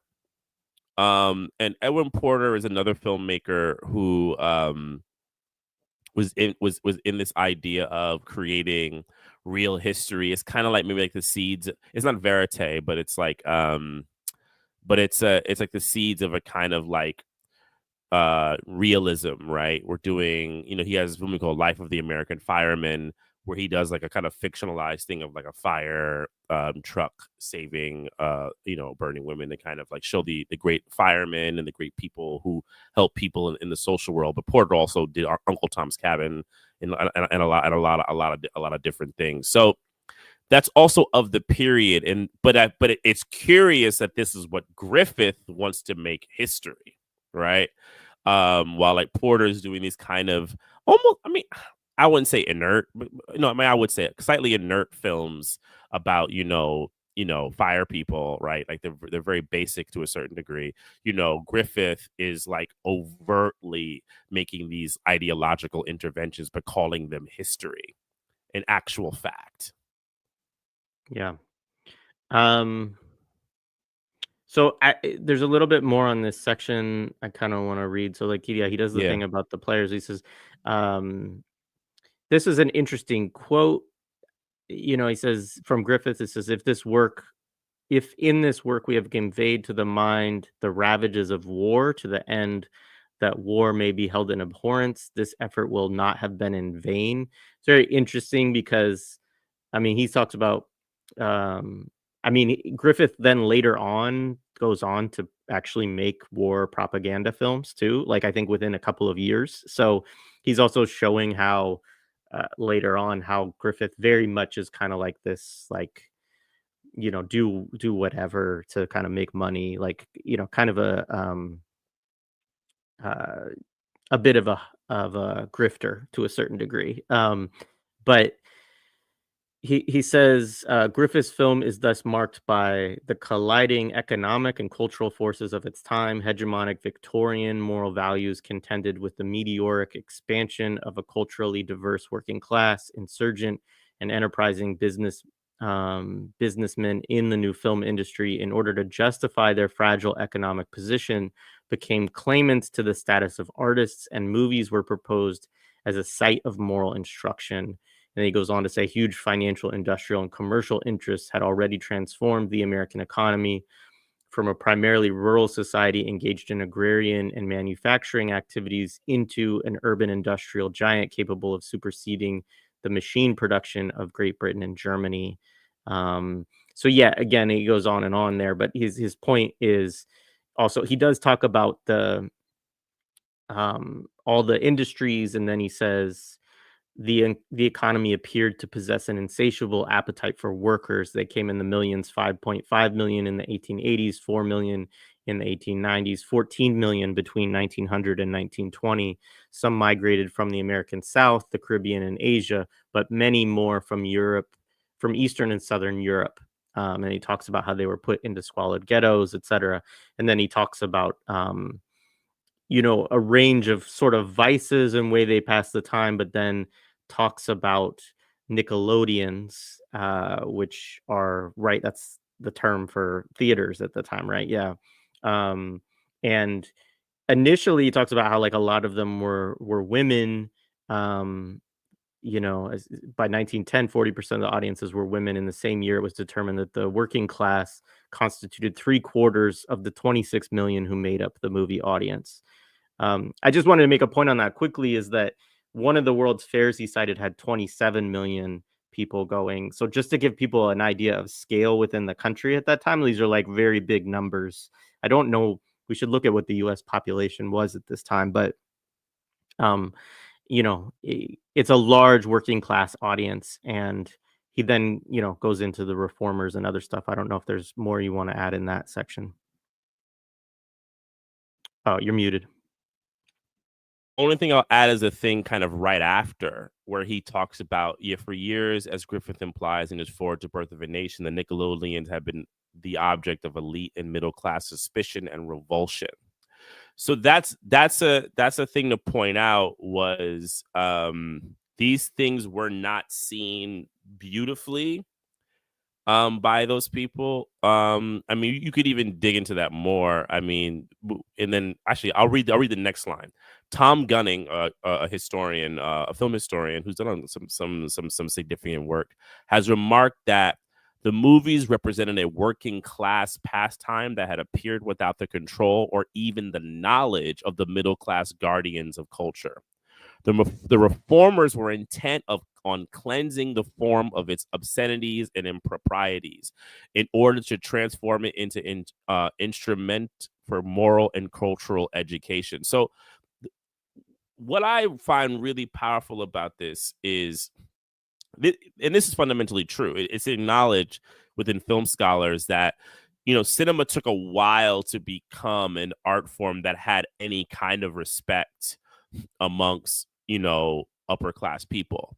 They were still going to see theater, big theater. They still wanted that because movies were definitely seen as like this kind of lower class activity. And Griffith wanted to intervene. And I think Griffith and Robinson will say this implicitly, that Griffith and them wanted to intervene because they knew the mass media potential of it. There is a mass, he says, like it's cultural instruction, moral instruction, how you can get so many people, especially the people who are working, right? And then he points out the immigrant populations and all these people, all of these folks. How can we indoctrinate them into our thoughts, and American values and ideology? And this is an important intervention, I think, because there is some very ahistorical way in film studies that people purport that ideological messaging in movie making started really with talkies. Like, they'll acknowledge Birth of the Nation is racist, but they'll say it's a blip, right? They'll kind of treat it like a blip rather than the whole project of actually putting more money into it because they saw its ideological and social control potential. And I think it's a really important intervention.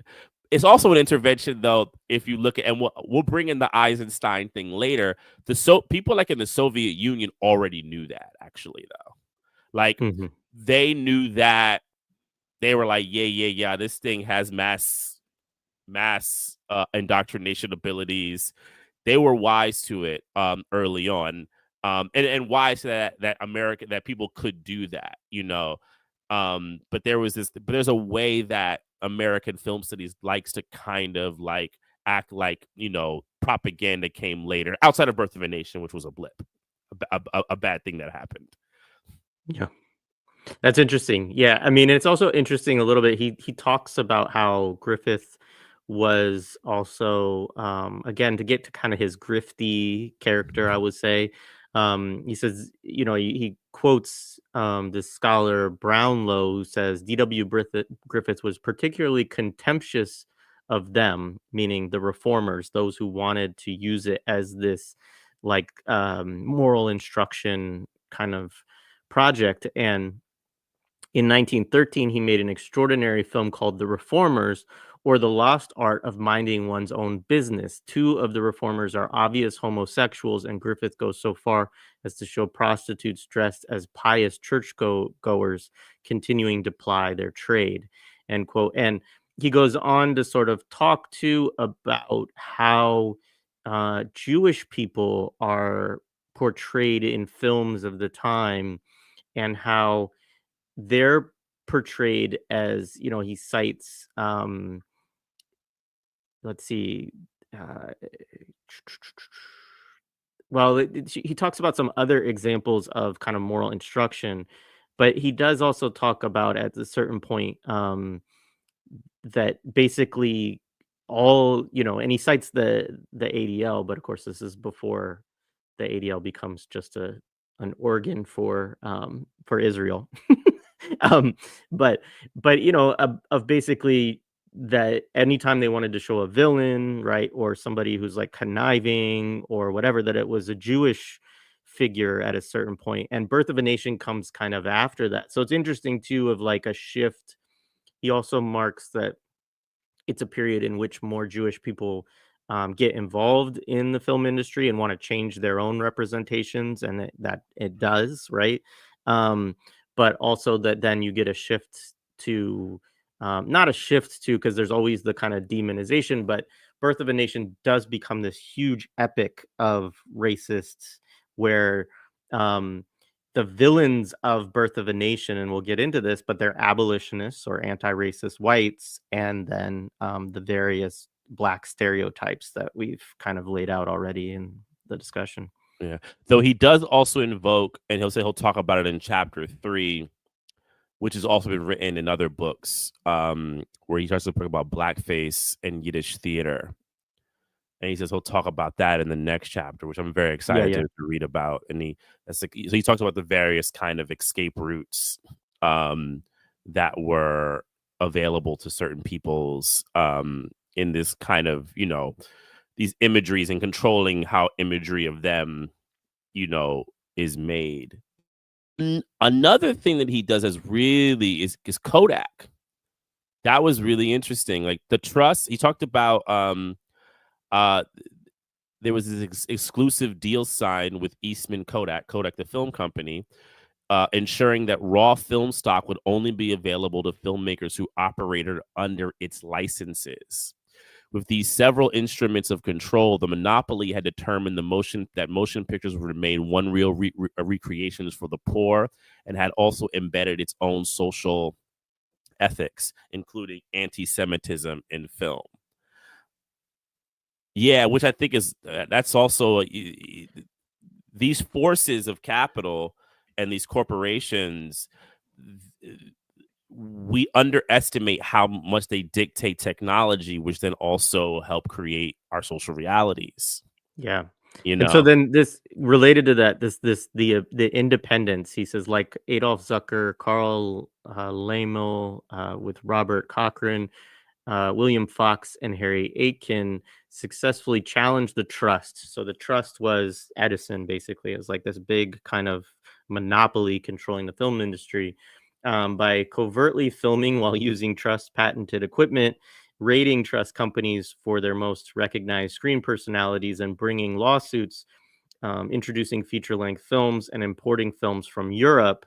He said, and they secured financing primarily from Jewish investment houses like S.W. Strauss, Kuhn, Loeb, and Goldman Sachs. As a consequence, Brownlow observes, quote, direct references to Jewish criminals began to disappear from the screen, partly because more Jews were taking control of the picture business.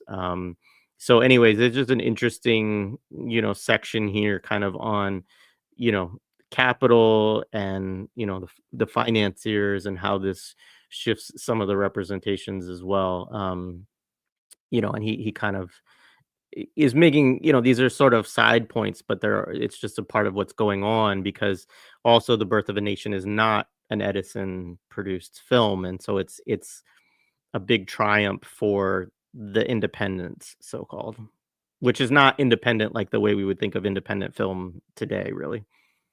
Yeah. It's like the Um, emergence of Hollywood, really. yeah, because it was controlled very differently, right? This no, it is. I wouldn't say like it is. I think it is totally how Hollywood was formed. Come from these seeds, comes from that release, from that intervention, really. Where should we go next? Well, I think we could talk about the film, because it kind of moves into it. Yeah. So, there's a there's a he says the bringing of the African to America planted the first seed of disunion. I think that's a quote Mm, from Griffith there. Um, but like I think there's a couple of points to make about the film. One is that there's a figure, I think it's Austin Stoneman, but there's two families. There's like the Camerons and the Stonemans. The Camerons represent a very idyllic, ridiculous Southern environment, in which also we should say, like, enslaved Black people are seen as having a great life. Like they have them like partying, and like there's this point it makes of like they get this 2 hour like party basically in the middle of their 16-hour workday, which I don't know what the workday was like in 1915, but it probably was pretty grueling or whatever. So I imagine that they're kind of trying to make it seem of like they had a better working class existence than you do, workers. But one of the main things is that it presents the real villains in this story are abolitionists. And abolitionists, and then of course I would say they even present the Black people in it as being manipulated by the abolitionists into their sort of evil, uh their moral decline, I guess you could say. um they make a big point out of the figure who's supposed to be Thaddeus Stevens. um they make a big point out of the fact that he has a mulatto mistress who supposedly like convinces him essentially to go really hard for equivalent rights of Black people and for the right the of Jezebel, right? the Jezebel. And and I mean, all of the players are portrayed really ridiculously. I'm gonna show a image that I think, like, I don't want to show a lot because it's just terrible stuff, but like this, I think is like that's supposed to be the mammy figure in the South. And I mean, like, what like, is that John Goodman? Like Exactly. I know. You're like, who's that? um, Yeah. but it's a very ridiculous, it's very ridiculous. I mean, you said something to me as we were like kind of texting back and forth of like, on a propaganda level, it seems really sloppy and weak and in a lot of ways. It's silly, um like yeah. it's weird. Like I don't want to give any credit to Lenny Riefenstahl. I watch Triumph of Will. I get scared. My blood starts to boil. I'm a little like, ooh, this is, it's effective. It's disgusting, but it's effective. I watch Birth of a Nation. I'm just like, what the fuck were y'all doing? Like y'all Yeah. look like y'all was just spending money being sloppy as all hell. Like it's sophomoric. It like they're not even good at their propaganda, which is like really quite alluring. And I actually, because then it also, and I'll say this once we kind of get end with the chapter, because one of the things with Griffith consistently is this kind of hagiography of him as a technical master, which has been disproven. Robinson doesn't get into it that much, but I want to like definitely button that at the end a little bit. Yeah, we should, because Robinson he doesn't get into it a lot, but he does actually. I think if there's a criticism of Robinson in this chapter, it's probably that he avoids that and does kind of, I would say, defer to the technical expertise of Griffith. He does, yeah, Um, and like, you know, and it's like it's just like I wish he would have made a little more of an intervention on the fact that it's a lot of it is a history. It's all stuff that he took, and it would directly go in line with showing Griffith's grifting and capitalist tendencies. He knew where to pick apart and grab, and then utilize it for his own stuff. so a couple other narrative points just around this. I mean, one, miscegenation is a huge theme in this film, which we talked about last time. But like the central thing that the black figures within the film want is to marry white people. And it is actually, I mean, there's like there are scenes I think we should go into later on, like some of the ways that the film was actually censored, which I think is interesting. And um, but the version that I watched, I don't think it actually showed. I mean, obviously it doesn't show, but I like it wasn't so much rape, although there's a figure Gus who's like trying, it's kind of intimated that he's trying, The and famous then Gus Chase scene, yeah, yeah, and then the the infamous heroine, of course, throws herself off of a cliff to kill herself rather Flora, than to yeah. come to him. Yeah. So there's that, and it's like, there's the abolitionists coming to the South, and there's also a lot of the film. I mean, the film is 3 hours and 15 minutes long. It has a what do you call it, intermission in the Is middle it of it. a two-parter, yeah. Yep. The Civil War is most of the first part. The Civil War is really portrayed as a war among brothers, basically, of like white family being disrupted by this thing because of the abolitionists. Um, and Lincoln is kind of interesting because he's sort of presented as being sort of tricked by the abolitionists into the Civil War. And they do want to preserve Lincoln as a good figure.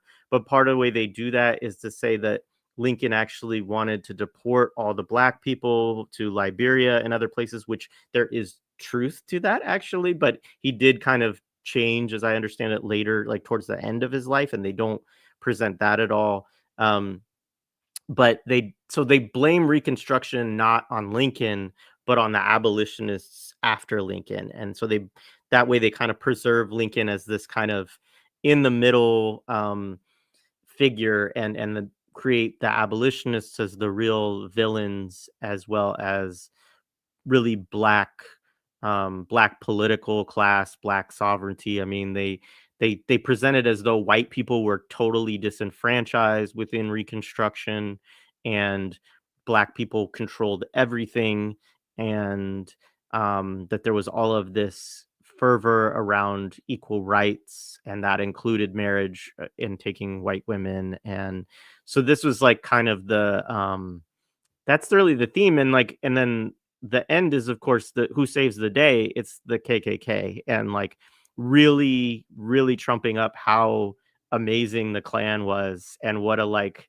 wonderful, I forget what they call it, like a secret empire or something like that. But it's like it's really the savior of American history, is the KKK. And um including basically showing like lynch mobs, and like because Gus gets done in, and all of this.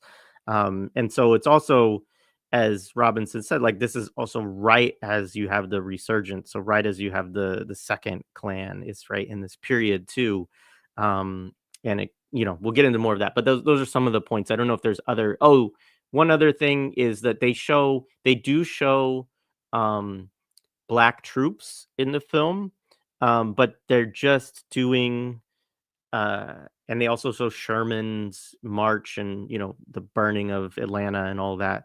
But they show the black troops as like just like marauders, like they go into like plantations and harass the lovely white Southerners and stuff like that. And they're not shown as competent or participating in the real military battles. Those all take place among white people, and the white figures in those battles like clearly love each other on both sides. Like there's all these weird, like a guy giving another soldier a drink of water on the battlefield, from like a Confederate soldier giving a Union guy this. And like, so there's all these like, it's like this fraternity of whiteness that's disrupted by abolition and dreams of Black freedom and sovereignty, basically. Yeah, it's wild reading that his whole breakdown of Birth of a Nation. It made me think, because there is, I think, a way that narrative of North versus South, even amongst liberal patriots, still persists. That it was this fracture between brothers or family, right? Maybe the liberal position would be, we need to let Black people into the family, kind of, or something like that, or or they're another family. But I did find it interesting that the film is Griffith's appeal to, you've been tricked, and we need to basically weed out those who are tricking us, and we need this big force. So it's a mass media advocacy piece. It's like the original like EPK, right? Like the Ku Klux Klan needs a kind of great, promotional vehicle. How are we going to let people know, how they're going to, why they're important? The other thing is like to bring in Thomas Dixon Jr., who was he wrote the original novel that the book was that the film was kind of based on, and his collaboration with Griffith. And I remember in an interview that you actually shared, Jay, Dixon actually, for a long time, Robinson says this, was actually the person who actually got more credit for it. And then it was first like Dixon, then it was like Dixon and Griffith, and then later I don't think no one even knows who Thomas Dixon Jr. really is anymore, unless you're like some kind of historian. I don't think he's someone who lives in history. But Dixon's interesting because he has, his thing is mixed people, or mulattoes, as he would call them, and he was really big on emphasizing, he more than once refers to Lydia as a woman of animal beauty with a temperament of a leopardess, right? A natural ambition. So this idea that, there is a brother, a family, and that there's been a mix in, right? And the Blacks, when they mix in, they're basically tainting, right, the family.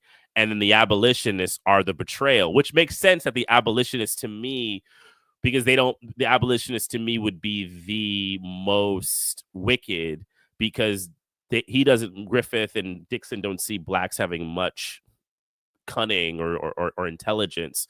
So it really would be the abolitionists, the kind of the Judas. Yeah. I think it's a good point too, that it's really, it's the mixed race figures and the abolitionists that are most seen as the villains. Even more, although Gus is obviously a villain, and we can get into him as we talk about Jack Johnson too. But it's because also Silas Lynch is also supposed to be a mulatto, and he's also a big villain in the story. And so it is they see the mixing of races as like, the greatest thing to avoid, and they're quite explicit about that. Yeah. This quote I just wanted to pull up. So like he does actually quote in the film Woodrow Wilson, and so hang on, let me get this so I can read it. Says excerpts from Woodrow Wilson's History of the American People. Adventurers swarmed out of the North as much the enemies of one race as the other, to cozen, beguile, and use the Negroes in the villages. The Negroes were the office holders, men who knew none of the uses of authority except its insolences, right? And so like, and so that's just wild. I mean, this is the US president at the time this film comes out. And this is I mean, and he's an academic too, like he taught at Princeton, all of this. And it's funny, I saw some silly thing on like CBS or whatever, as presidents are leaving and new ones coming in, they talk about legacies and stuff like that. And there's some guy talking like, yeah, Wilson's legacy has taken a hit. He was really seen as this great reformer and did all this amazing stuff, but the racism thing kind of has just, but Like, yeah. really? It's so funny how what people like. I've known Woodrow Wilson as a racist for a really long time, right? And it's so funny how people can be completely late to the information party. you know?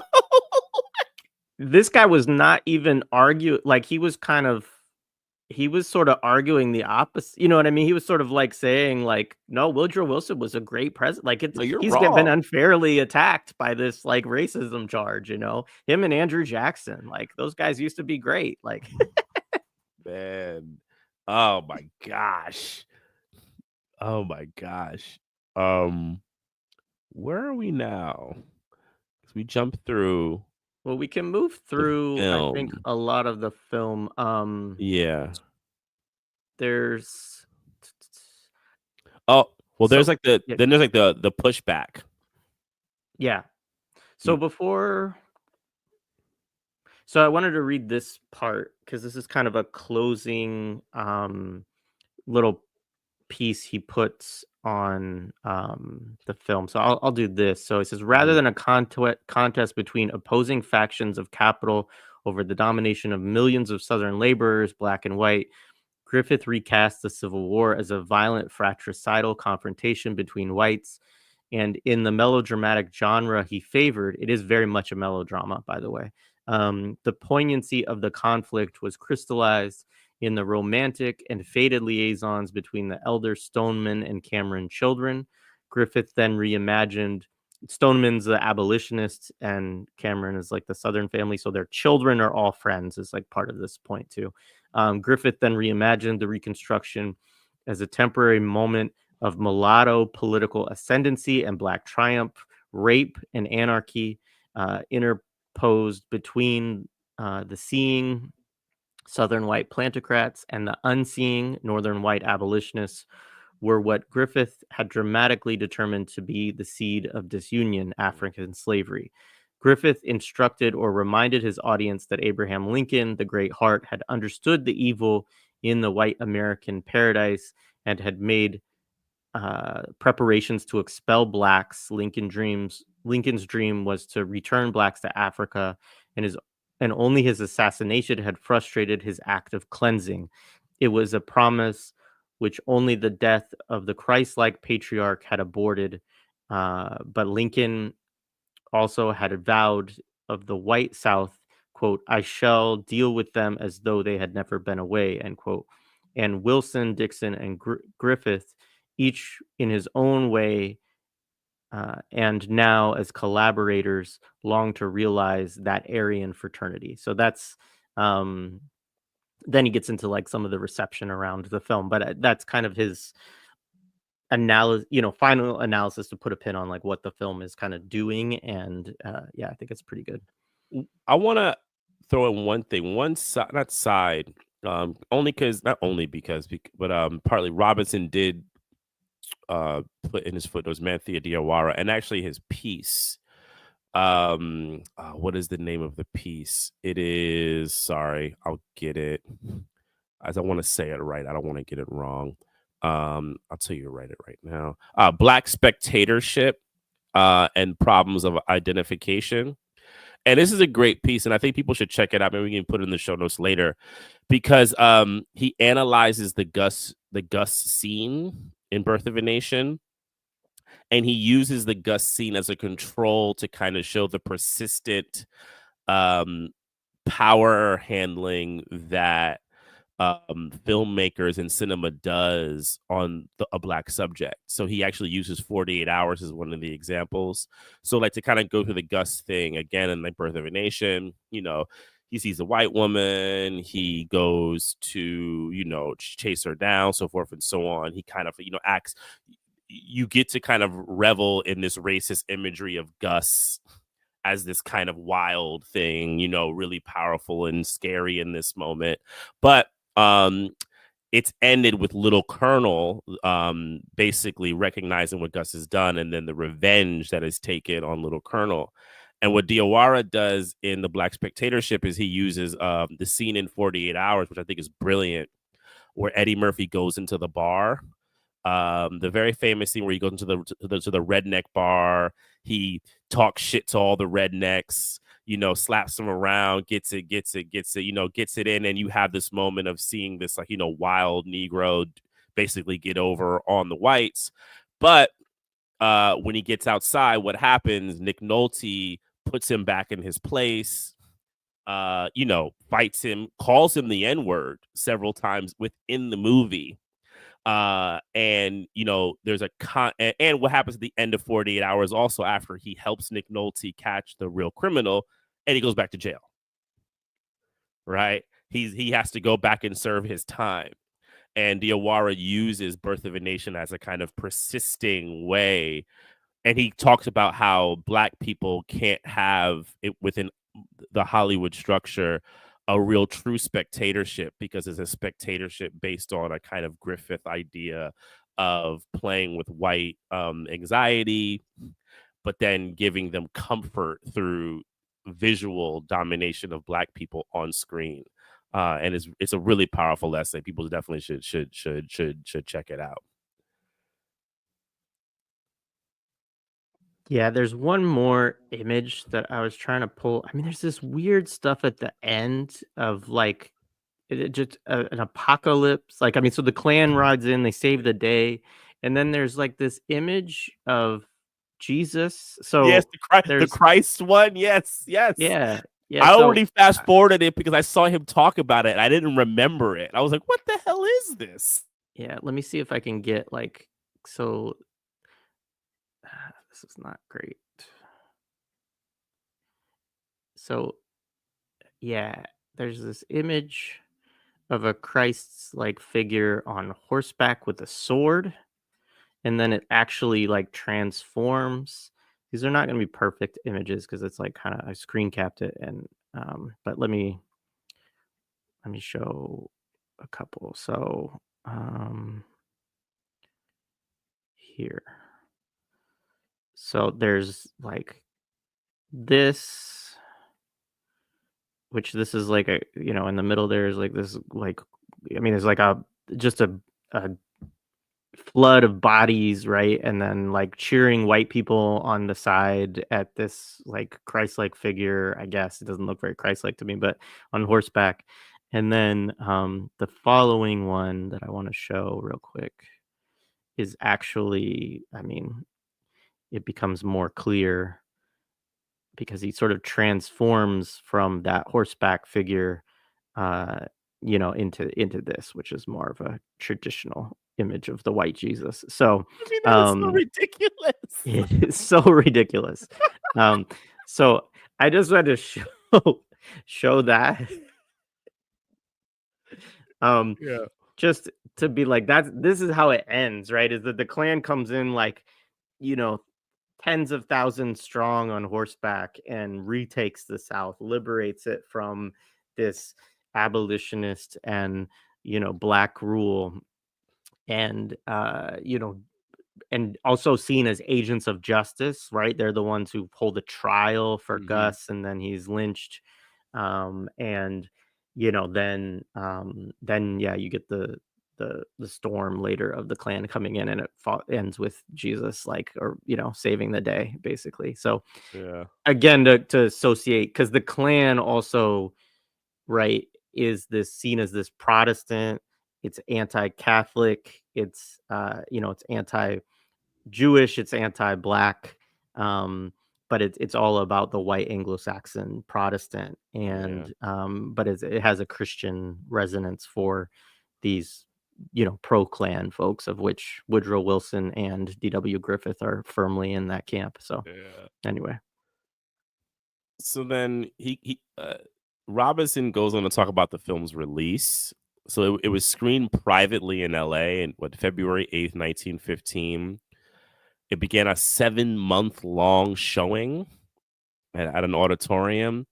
Yeah, like in New York, secondary school teachers took their advice and brought of these two people, Booth Tarkington and Burns Mantle. They were historians. Um, in New York, secondary school teachers took their advice and brought their classes to special film showings, while ministers throughout the country endorsed the movie from the pulpit. In Cambridge, Massachusetts, the rector of the Harvard Street Unitarian Church gave 3 sermons on the birth of a nation. The film, he claimed, must be preserved and our histories rewritten. So I do like that he likes to acknowledge that you're rewriting history. You're not telling actual history. And then he says, I find that in fact he says there are some detractors. There were some detractors, Robinson. I find his words pointed there. However, particularly NAACP's Moorfield Story, Du Bois, Oswald Garrison Villard, Rabbi Stephen Wise of the Jewish Reform Community, and Monroe Trotter of the Boston's National Equity Rights League, he names as detractors. Where's the part? Isn't there a part about the critics? Do you have that? I see it right here. You got it right after. Well, he has. I'll read Du Bois's quote because he has Du Bois Yes. from the Crisis in the May 19 issue. It says, it is sufficient to add that the main incident in The Klansman was it was the title of the book and also sometimes the title of the film, turns on a thinly veiled charge that Thaddeus Stevens, the great abolition statesman, was induced to give Negroes the right to vote and secretly rejoice in Lincoln's assassination because of his infatuation for a mulatto mistress. Small wonder that a man who can thus brutally falsify history has never been able to do a single piece of literary work that has brought the slightest attention except when he seeks to capitalize burning race antagonisms. So that was Du Bois on it. And Ida B. Wells also, who he's always good to bring in like these key figures. Yeah. But Ida B. Wells also called for boycotts of it. There were some boycotts. There was the censorship. They censored Lincoln's solution at the end of the film, showing blacks deported to Africa. They eliminated some black sexual assaults on white women, which I think is why the version that I saw doesn't show as much of that. And they cut out Gus's castration, right? Which that's actually, I forgot it. That's what the justice is that there's eventually the detractors were to be overwhelmed by a most practical collaboration between Wilson, Dixon, and Griffith. I so find before we get to that, yeah. Oh, no, I was gonna say I find this next part hilarious about the guy that he shows the film to. his go ahead. Yeah. So in mid-February, Dixon wrote to President Wilson requesting an audience with his former classmate at Johns Hopkins. Though Wilson was still in mourning at the death of his first wife, he responded positively, receiving Dixon in the White House, and upon hearing Dixon's excitement about the potential propagandistic power of films. Wilson agreed to a showing of Birth in the East Room. On February 18th, the film was displayed before the president, members of his family, and some of his cabinet. The next day, following a visit to another chum, Secretary of the Navy Josephus Daniels Dixon obtained an interview with Edward D. White, the Chief Justice of the Supreme Court. White was contemptuous of a moving picture. I never saw one in my life. I haven't the slightest curiosity to see one. But when he learned the film championed the Klan, he confided to Dixon that he had been himself a Klansman in New Orleans that evening. White, other members of the Supreme Court, and guests from the House of Representatives and Senate viewed Dixon's project. Dixon recorded his excitement as he watched the effects of the picture on the crowd of cultured spectators. Wilson, as we have been assured, proclaimed it was like writing history with lightning, and my only regret is that it's also terribly true. And armed with the president's endorsement and the fact of the film's reception of the most eminent jurists and politicians in the country, Dixon, Griffith may have been at the February 19th screening, returned to New York to face off his critics. He succeeded, and on March 3rd, the film opened in New York. By the end of its first run in 1917, Richard Schickel estimates the film had grossed around had grossed close to 60 million. So first off, I just find it hilarious that there's like this justice who's like, Yeah, the Chief Justice. you're the Chief Justice. I don't like movies. Oh, the Klan. Well, you know, I used to be part of the Klan. I just find that hilarious. It's so funny. Like, it's just such a funny, like, weird moment. The other thing is, and I think with that Du Bois quote about Dixon is informative because there's a sense that Dixon is kind of just like also in that, like, he wants to be high class. He wants that kind of high recognition. And this is like, you know, yeah, I got to get to the top, you know. I got to sing with the Chief Justice and the president and you know, Yeah. it's like the greatest thing because yeah, watch the effects of this picture on the crowd of cultured spectators. So he feels like now this is like a lot evidence that he is a person of high culture. Yeah, if folks saw me jump again, my dog scared me. I didn't know it was in the same room as me. The I think it's also important to note too, like he's doing a good bit of history here because everybody knows, not everybody, but everybody knows about Birth of a Nation. Is familiar with the screening in the White House and all of that. They may not know that they probably don't know those details around the Chief Justice and all this other stuff. Um, but and they again, like as we talked earlier, I didn't know the 5 volumes of American history that was pro-Klan and anti-Reconstruction that Woodrow Wilson has written either. But you know, he's talking about the reception of the film, and also, you know, we think about like films, especially in this era, wouldn't have rolled out the way films roll out now. It's not like you have a national release of a film that comes out on Friday and it's everywhere around the world, around the United States, and they can all see it. Um, it would be kind of, you know, pocketed to cities and different places and kind of one at a time. Maybe it might screen somewhere, etc. So more actually like how a small film or an independent film might screen today. But it's after, so this actually occurs before it opens in New York. And you know, as he said, by the end of its first run in 1917, so it's like 2 years. Like you're talking about a very different cycle too. I mean, 60 million is a huge amount of money in this era, like ridiculous. Like that's probably like $1 billion or something like that. But the the notion too that like this, I don't always think that this White House screening, I've always understood it as an endorsement of the film and the importance of a presidential kind of endorsement of it. But I think it's also very important in kind of launching it as a high culture thing that like people should go watch and having a big impact on the success of the film. Not that it wouldn't have been commercially successful otherwise, but you know, certainly you know, you could even think about it today if the president was like, "Hey, there's a new film coming out," and did a screening and did a statement about the film, you know, right as it's about to come out, like that would be a big deal, and people would go see it, even whatever they think of, like, oh, you know, especially if Trump did it, right? They'd be like, "Oh, Trump saw this." Like So those yeah, new right wing films of Trump. Go see Sound of Freedom, you know?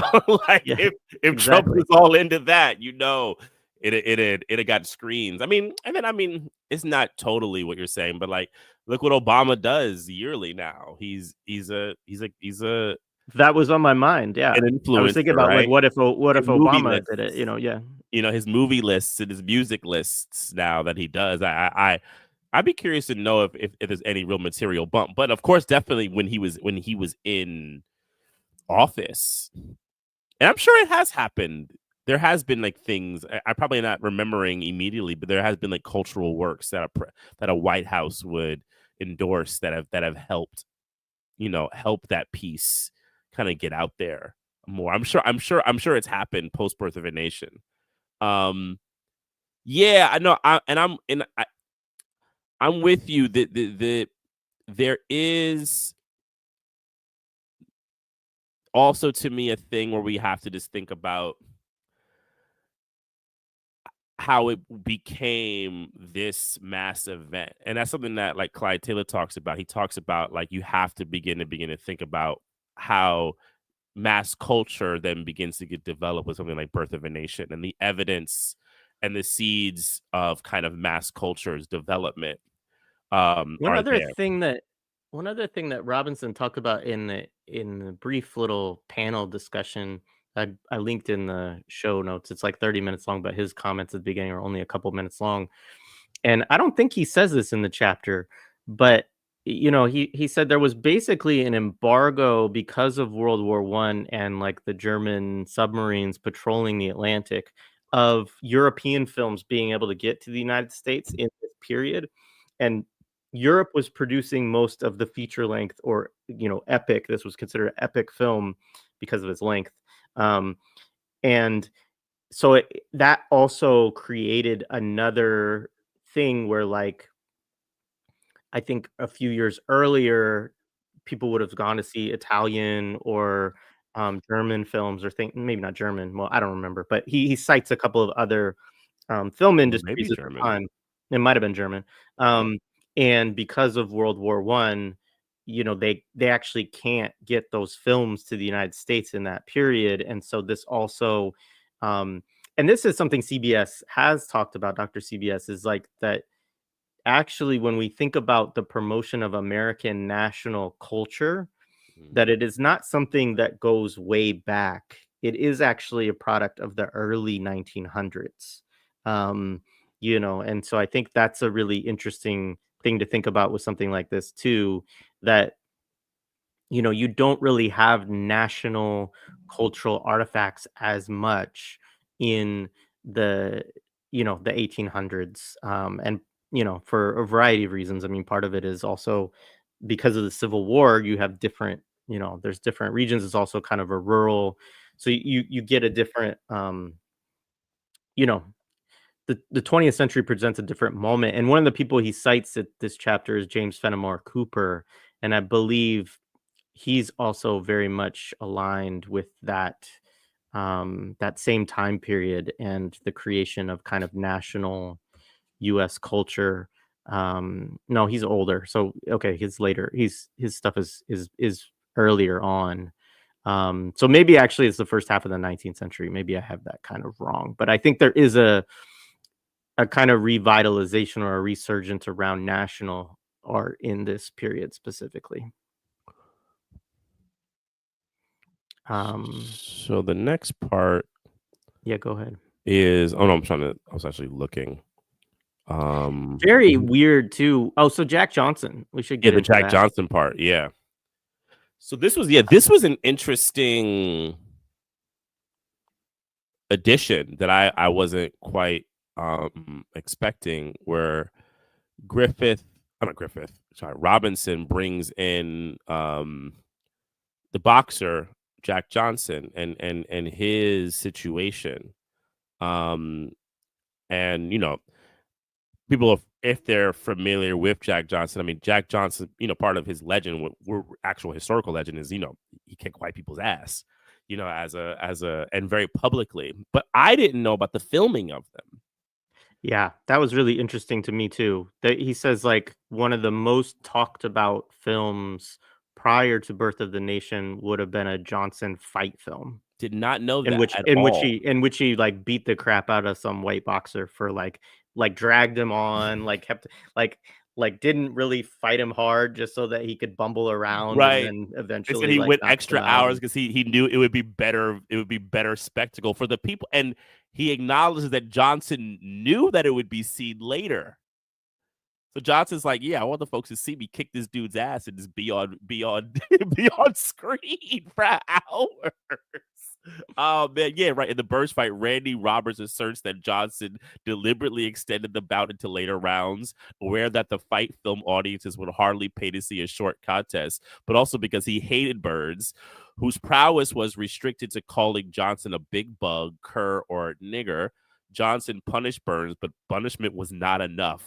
Johnson would also to humiliate Burns. He did this verbally from the very first round. Johnson insulted Burns, speaking with the affected English accent, so that Tommy became Tammy. Mostly what Johnson said was banal. In almost every taunt, Johnson referred to Burns in the diminutive.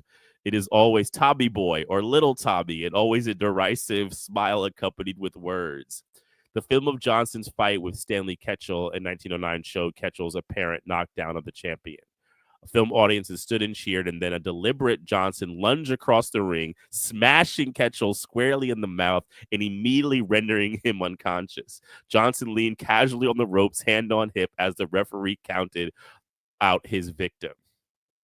So, like, yeah, like there were these films of Jack Johnson just destroying these white boxers, like whipping their ass, right? And like, and there's this idea that audiences like were into it, or maybe, but also probably fearful of it as well. Yeah, I mean, he posits that Gus, right, again, which is the rapist figure, the one who the clan comes and castrates after all this, that this is a Jack Johnson like figure, Mm-hmm. and that's it. We should also bring in, as Robinson talks about Johnson's personal life. Johnson had, I think he said three, maybe four, but four white wives, and also was like had some other interesting, like I mean, there's very weird because they use this to actually pass miscegenation laws, Mm-hmm.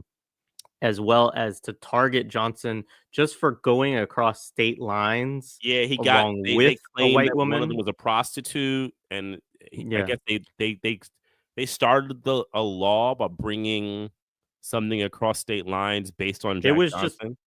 yeah, I think it was just let's see if I can find It was it. a false claim. It was a claim they tried to make. Yeah, Yeah, yeah. Um, the he Mann so Act. he Yeah, the Mann Act.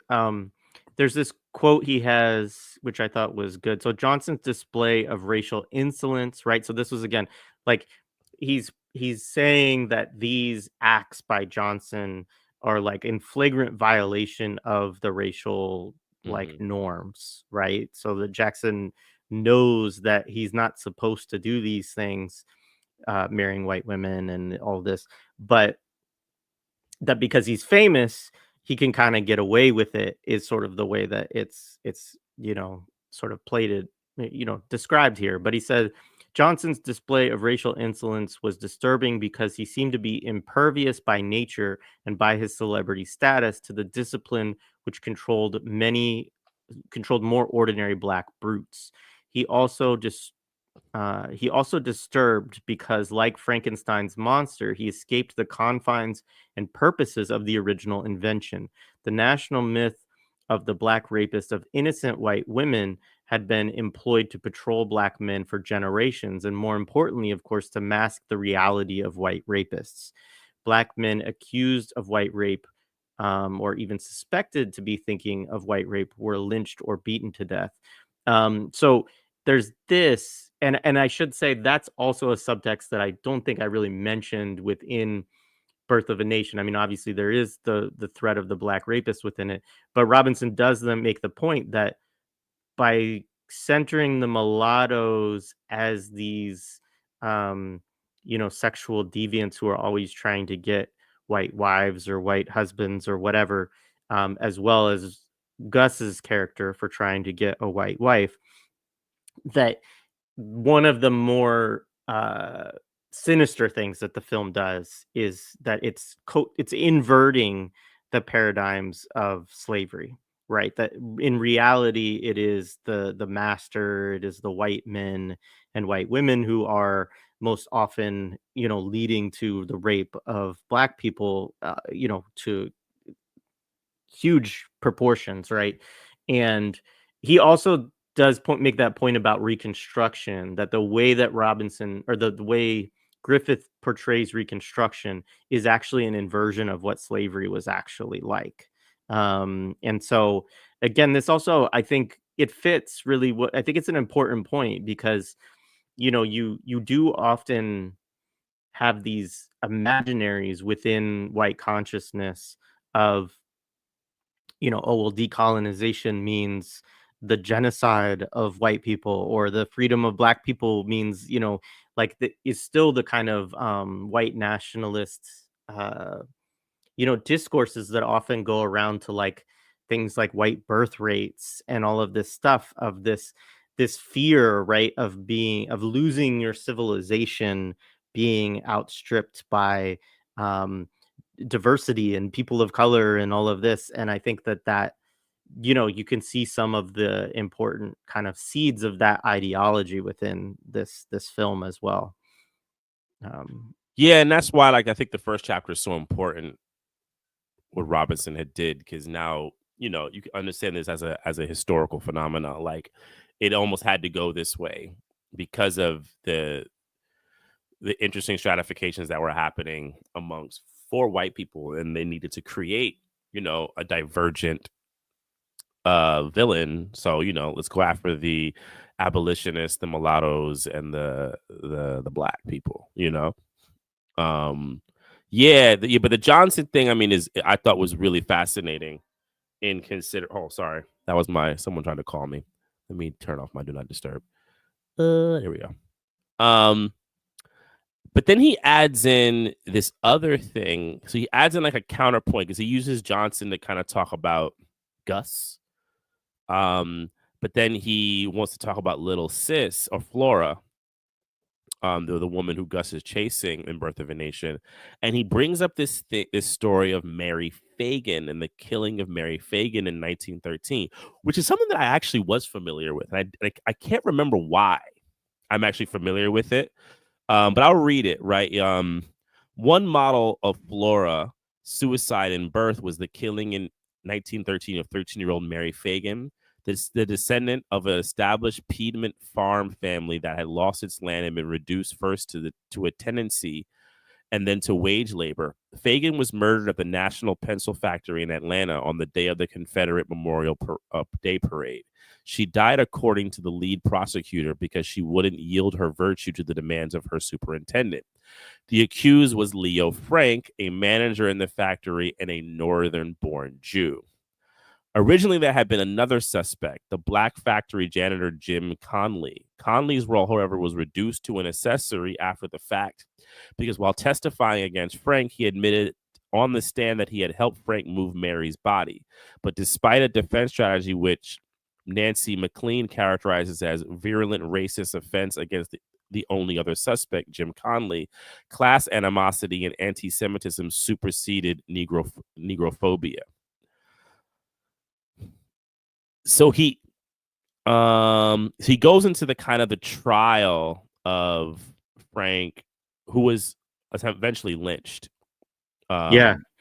And they also talk about the class antagonism, which is you mentioned that, but he talks about a little bit more about like their strategy was to like, basically gin up working class hatred of this upper class Jew, basically. But it does fit also with the birth, as he's talking about like the figures of the northern abolitionists coming south, along with these, so this like the way that it's presented in the film is like this, like, conspiratorial cesspool of like northern abolitionists and, Yeah. you know, basically black workers as well as mulattoes, right? And so, yeah, it's interesting that way. And he's suggesting, I think, because he says, I'll read this part, and this is where he's Sure. suggesting many of the cultural signifiers. So the idea of a cultural signifier means that people would be able to recognize it, even if it's not explicit. Many of the cultural signifiers Griffith embedded in Birth of a Nation closely resembled elements from the Fagin Frank case. In terms of place, Griffith had reconstructed Mary Fagin's Georgia region into the fictive town of Piedmont, and in the process transformed it from a rural redneck region to a center of Southern gentry. More strikingly, in his dramatization of Dixon's The Klansman, Griffith replaced the novel's double suicide of Mother Lenore and her ravished daughter Marion with Flora's solitary leap. Yet Griffith's Flora, like Mary Fagin in the scenario imagined by Dorsey, had chosen death when faced with rape. And like Flora, impersonated by the attractive Mae Marsh, whom Griffith had fashioned to serve as an innocent icon for whiteness, Mary Fagan had been refashioned by the press for a similar purpose. As Nancy McLean informs us, the published photographs of Mary Fagan were altered. Fagan's flat nose was Aryanized, her thick eyebrows thin glamored, her hair styled beyond the skill of hairdressers to whom she had access. In actual life, her appearance too closely resembled the notoriously incestuous poor white Appalachians whom eugenicists had campaigned to eliminate from the American gene pool. But in death, Fagan's modified self could serve as an emblem of the threat posed by Jews to the white American race, her manufactured innocence and prettiness a proof of race virtue. So yeah, like, I think Robinson's also like showing like just like the development of like media trickery, right? Like using media trickery, and then also Griffith's awareness of a cultural signifier in the present time could actually help his rewriting of history.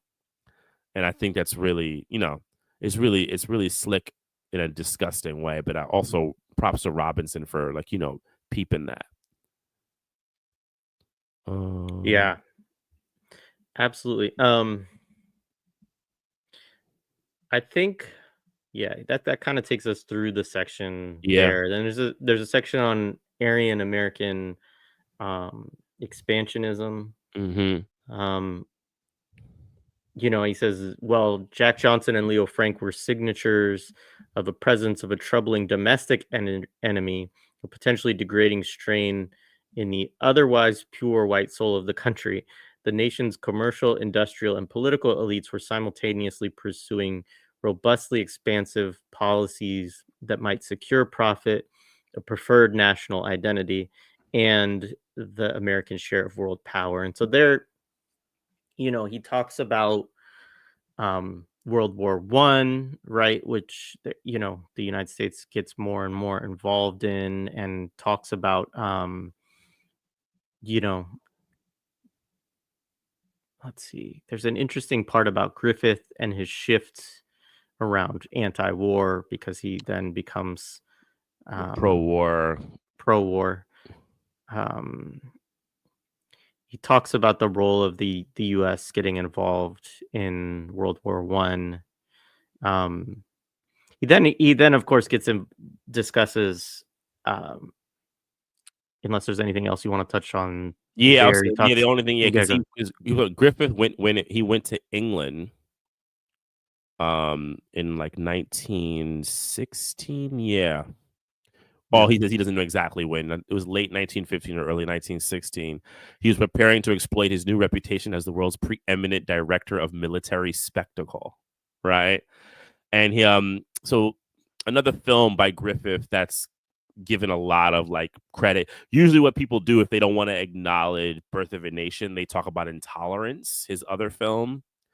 I've always said Intolerance is just a example of someone with a shitload of money and resources being able to make a film, because he's able to do these big sweeping things with lots of stuff. Like it's impressive in terms of how much capital he had to be able to make that movie. But he showed Intolerance, and Griffith was charmed by the British Prime Minister Lloyd George into producing a war spectacle, Hearts of the World.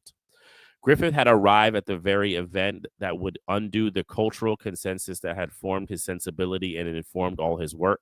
But he would emerge from this encounter essentially oblivious to the nature of the war and to the effect it was having on the young generation that bore its brunt.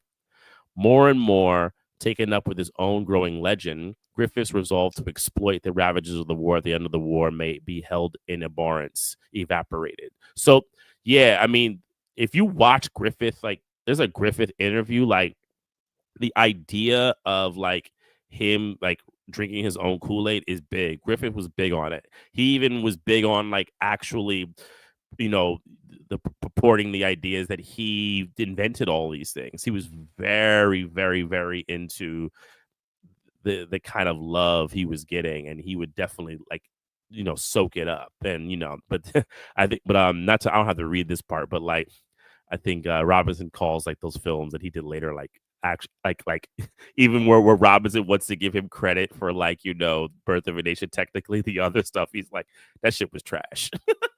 Yeah.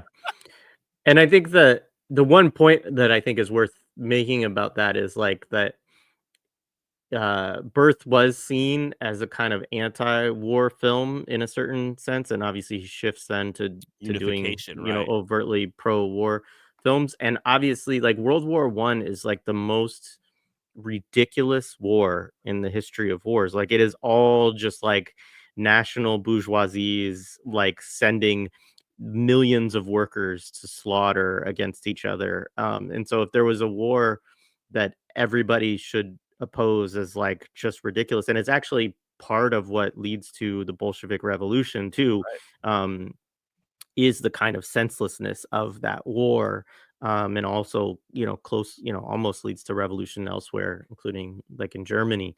But um, yeah, I mean, I think that, it shows again, like kind of the bankruptness of a so-called anti-war politic within it, as well. And it's kind of interesting because it does, to me, touch on some of the problems within what is sometimes a conservative anti-war position, right? Is like this, that they, it's like, well, I don't want to fight it, or it's not necessarily, it's not anti-imperialist, right? And it's not I don't know, there's just sort of like, it's conveniently anti-war in the instance of the Civil War, because the Civil War, because he can promote this image of a white nation that's torn apart by this original sin of, black people being brought to the country and so on. And so anyway, No, I feel that. I um mean, it's kind of sometimes what I feel about like the tax dollars argument when it comes to yeah, like Gaza. yeah, You know, like the so it's like, so if our taxes were fine, you'd be, if America was in a fine level, you'd be fine with a genocide. Like yeah, there is right, a there is an issue with that argument. I've never liked using that one at all. yep.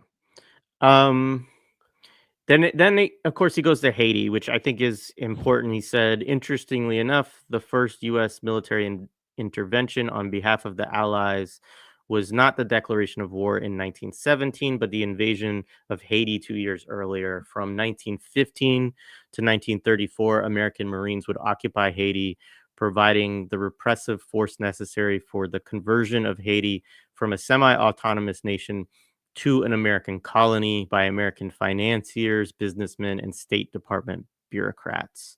Um, he goes on to talk about that more. He talks about the Panama Canal in relation to, as a justification. Um, he talks about the relationship of the Haitian Revolution to the French Revolution, as well as the American one, but noted that, of course, it had been achieved by slaves. Thus, for the first half of the 19th century, Haiti was perceived as a threat to American slavery by the plantocrats and the national government they dominated. And in the second half, pliant Haitian governments headed by American installed presidents had facilitated the conversion of the country into an American treasury. Beneath the surface, it was American capital that was the central agent fueling invasion, right? And he goes on, he talks about Rockefeller, National City Bank, um, and a bunch of other of the capitalist interests that were involved in the invasion of Haiti. Um, does say, then goes on, President Wilson, Farnham, and the Marines staged a mini invasion in December 1914, securing 500,000 from the Haitian treasury, which was duly installed in the vaults of National City Bank, which is Rockefeller's bank.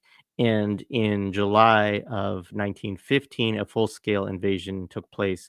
Over the next several years, nationalist resistance, bandits, this is in quotes, the American press assured its public, that's interesting, to today, was extirpated. The Haitian military was reorganized into a colonial force. The country's transportation and communication systems were appropriated, and good government, dictatorships, of course, it says, was established.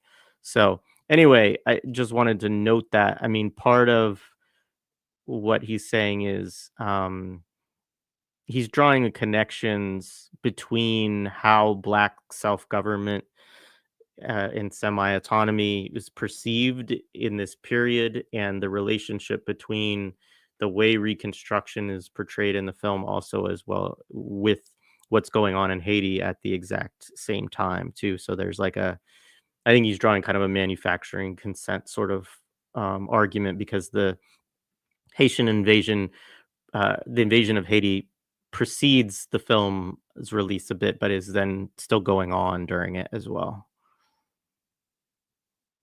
Yeah, because he does identify there needs to be a rallying in this section. So like, how are they going to go about rallying the people, right? Like there's like, and like that line by the colonial officer where he says like, the experience of Liberia and Haiti show that the African race are devoid of any capacity for political organization and lack genius for government.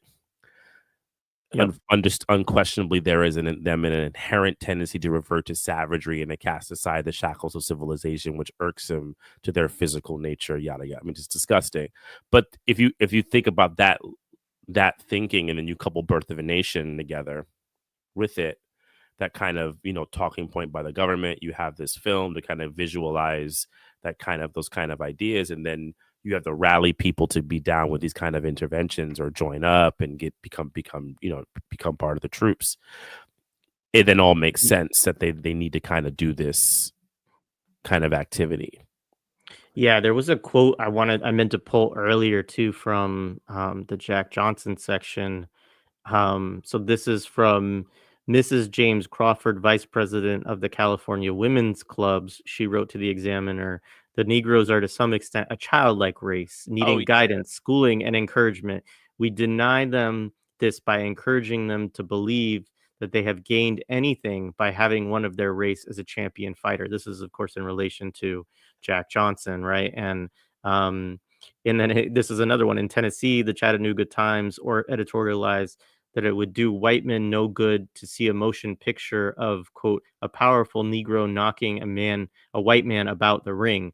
And the films would be a positive injury to blacks, as they would, quote, inspire the ignorant Negro with false and pernicious ideas as to the physical prowess of his race. Right. And it says an identical sentiments were voiced by governors, ministers, and civic leaders were to be heard and read all over the country. So, and then it says that the 1910 film, this is the Jack Johnson film, became as widely discussed as any single production prior to Birth of a Nation, right? And so, again, like this, I mean, one that just portrays like the attitude too of the ruling class towards black people, but it connects to this idea also that you were talking about of, that presenting Haiti as needing to be recolonized at the same time, presenting Liberia as this failure, right? That these become ways to then reassert more strongly a white supremacist mythology around the need for white people to rule and for black people to be like childlike students, basically, of them. I mean, I have to say, we see that today in the Middle East, right? Like we do. I mean, completely. Think about our generation grew up with all these films from Canon, the Delta Forces, the True Lies, all these films about Muslim people as a kind of anti-Christian, prehistorical group of people, race of people, right? And how that feeds into, I even think about Syria, like the kind of all of the arguments, even amongst like, why I call them liberals, but like leftists about how do we view that, and they're like, they still have that thing in their head of, but they need to be kind of governed by a more smartly westernized force, right, to kind of get their shit together, because they're a bit backwards. The spoils of Western civilization, yeah. 100%. Yeah, so anyways, so that those are other aspects he brings in. He also talks a little bit about the portrayals in, later films. He does talk about white abolitionists. I mean, this is one of the things he does talk about in Trouble 2 within Birth and subsequent films is like, one, there's no black abolitionists Mm, within the film, and that, of course, this is like, you know, the black abolition movement was actually larger and had, Frederick Doug. There's lots of people that you could pull in. Um, he, he does talk about how there's no runaway slaves or fugitive slaves within it.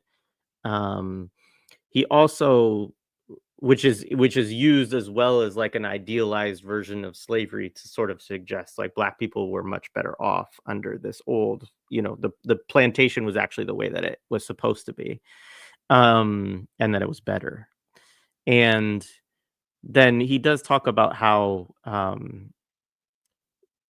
this is on 123, says prominent white abolitionists like the fictional Stone Man, who was supposed to be Thaddeus Stevens, were transfigured, as in the Santa Fe Trail, into megalomaniac fanatics like John Brown, played by Raymond Massey, or Judas's, Van Heflin's role. He's talking about a film here. I don't know which one he says, well, maybe that is in, Birth. Well, white Southern aristocratic women were infrequently the responsible adults, which Margaret Sullivan constructed in So Red the Rose, but more often the irresponsible, childlike, or egotistical materialists so brilliantly portrayed by Betty Davis in Jezebel, Vivian Leigh in Gone with the Wind, and the actual child Shirley Temple. With rare exceptions, the representations of blacks in American films degraded even further from Griffith's oppositions between the loyal and the brute. Black actors with professional training as doctors, Rex Ingram, and lawyers, Paul Robeson, Clarence Muse, stood in for modern domestics, slaves, and colonized savages, most training themselves as Louis Beavers did for her role as Delilah in Imitation of Life, to tie their articulate tongues to the cinematic black pseudo speech Griffith popularized in Birth. During the silent film era, only the black independent filmmakers like George and Noble Johnson, Lincoln Motion Pictures, or Oscar Micheaux, and a few non-blacks producing black cast films like the Norman Film Manufacturing Company resisted, but their art was largely restricted to the audiences congregated in all black theater circuit, approximately 500 theaters compared to the 12,000 or more available to the Negrophobes in the 1920s. So he's talking about kind of what comes after a little bit, and really sort of saying that as bad as Birth is, it gets even worse. And um and talking about, the real limitations too of what is available to black actors and black filmmakers and so on in the period afterwards. And it's interesting. I mean, I think his point about Michaud, which I know we'll talk about more as this book goes on, but yeah, I mean, you still see this like of you can create, subversive film independently, but it's going to be on a much smaller scale than, it's not going to be promoted by what gets promoted on Hollywood is tied to yeah. certain agendas. So yeah. And it's funny because there's even, I mean, when we get to Michelle, I actually will tell you a funny story. Because I almost out talk about it when we do it. I almost made a film about him. I tried to make a film about him some years ago, but that didn't happen. And it was interesting why it didn't happen. But um, there's a struggle to even acknowledge him as like a forefather for black cinema. There's like you it's very interesting because he operated outside of what we consider to be the canon, right, of structure. So there's like a way that he's not even acknowledged by many black people as a even if they know who he is, as a kind of seed to kind of learn from. They kind of will just acknowledge him as a historical point, but not as even a place to kind of study for how we should approach materially, creatively, so forth and so on. So That there's is 2 interesting. points that he makes about Griffith here that I think are Yep. really good at the on the back end. So I'll just read this part and I'll talk about it. It's at the top of 119. He says, in June 1915 issue of Crisis, the NAACP organ, it was reported that the New York Evening Globe complained that the very title, The Birth of a Nation, constituted an insult to the achievements of George Washington and Abraham Lincoln. Washington had contributed to the beginning of the American nation in the Revolutionary War. Lincoln had fought against the attempt to denationalize a nation. There was, to be sure, some justification for challenging the peculiar chronology to which race hunger drove Dixon and Griffin. But as we have seen, this criticism merely skimmed along the surface of the film's racial agenda. Griffith's historical memorial proposed and deposed, invented and effaced to a purpose. His plots, his stagings, his choice of shots, his editing techniques, and his creation of archetypes were complex declaratives intended to flood the consciousness of his audience. He possessed a certain knowledge of what must be remembered and how and what was required to make the intolerable past vanish.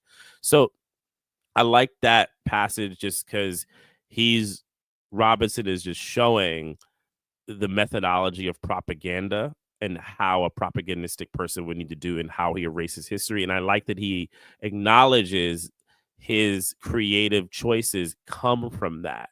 So you can't separate the creative choices, the aesthetics, and I put those in quotations, from his political or his social purpose, right? And then he goes into kind of, I don't want to get all into it, but he does a really strong job of just breaking down Griffith's stuff. One, like he already had did it, but he does a final succinct job of just breaking down Griffith's, methodology of a history. The other thing that he says, and this is in 124, it's kind of right after I think what you had said about the other thing, is Griffith was fortunate. His maturing as a filmmaker coincided with that moment during which immigrant haberdashers, junk dealers, and garment kings took command of the movie industry. Their historical memory is of the ghettos of Europe and the Pale of settlement. About America, they were largely ignorant. Griffith, whose moral and historical sensibility was borrowed from the rulers of the ancien regime of slavery, imagined the American past as the ideologists of slavery and intended it to be remembered as a race hierarchy. This is precisely what it had not been. A wealthy landed aristocracy had ruled over black, white, and indigenous labor. But this rule by an oligopoly could only be sustained with the support of indifference of those whose social and political privileges met a bare minimum. Griffith's advantage over his associates in the movie business was that he possessed some memory of America, even if it was a fraudulent one. So I think that's really interesting because he's showing the people who came into the movie industry weren't people who had the memory, the physical memory of this America. And then Griffiths, he doesn't say Griffith's advantage was he was a genius. He says Griffith's really only advantage was he had memory, right? And he could use it and a fraudulent memory, and he could use it to his advantage. And because he has that memory, he could kind of set the table. And these people were also left vulnerable because of their lack of this kind of particular knowledge. And he was able to kind of weave. And I think that's just a very fascinating.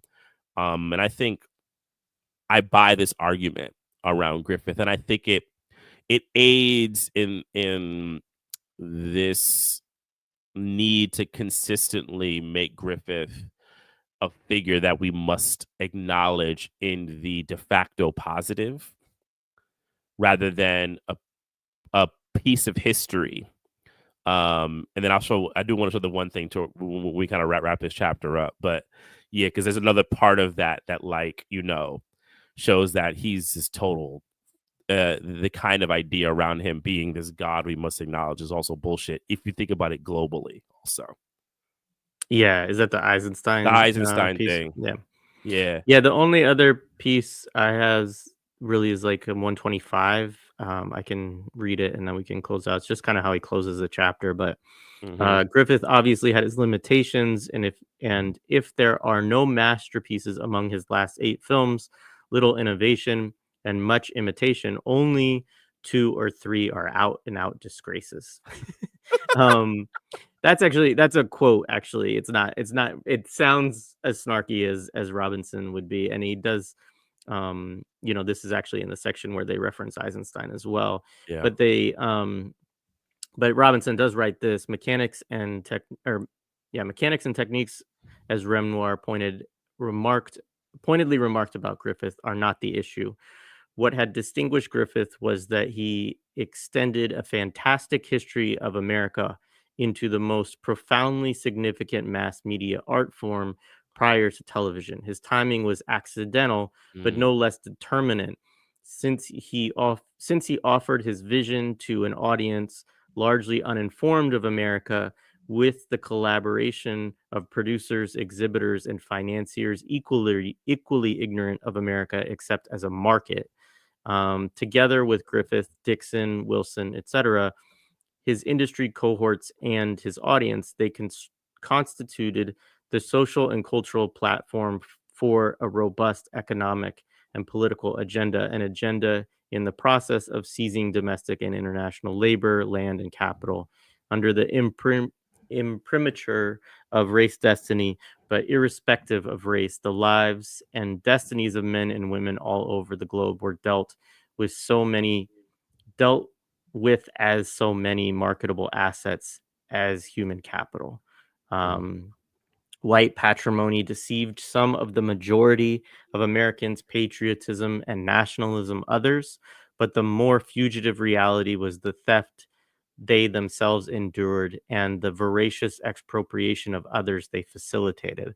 The scrap, which was their reward, was the installation of Black inferiority into their shared national culture. It was a paltry dividend, but it still serves. Right. So mm. this is Robinson, really laying out his analysis again of, like, why don't we have class consciousness in the Yeah. United States? What and and I think, I mean, the one thing that's interesting about Robinson is that he does want to propose, um he references their accidents a couple of times, and, like, I think he always wants to be careful not to make things seem too, like, he talks about how the timing was determinate, but not in it. So it's like it came at just the right time, and obviously it was supported by all these different forces. Mhm. But um, I think Robinson's also trying to say, like, it's not as though the most brilliant racists in the world got together and made this film to indoctrinate everybody. Exactly. It's like all these things are happening at the same time. It just falls right into this Yeah. moment.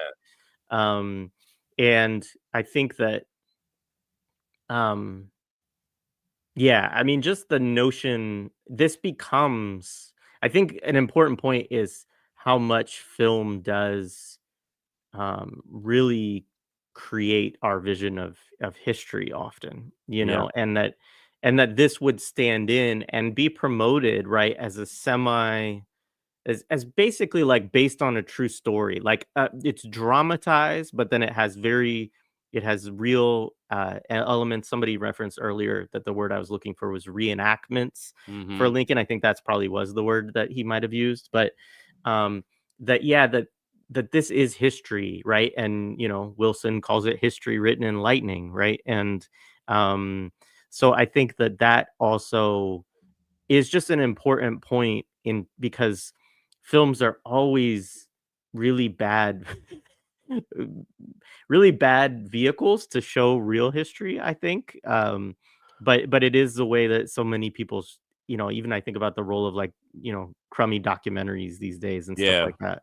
So Well, it's fun. I mean, to bring it to Eisenstein, I mean, Eisenstein was actually against that. I mean, not to get yeah, into the weeds I'll on pull up him a the little thing. bit, you know, not to get in the weeds on him, one of Eisenstein's to me great essays was when he wrote about when SoundSync became available, and his first thought was, well, we're just gonna have ahistorical propaganda. That's literally the thing that he said. He didn't go, "Oh, new invention, amazing."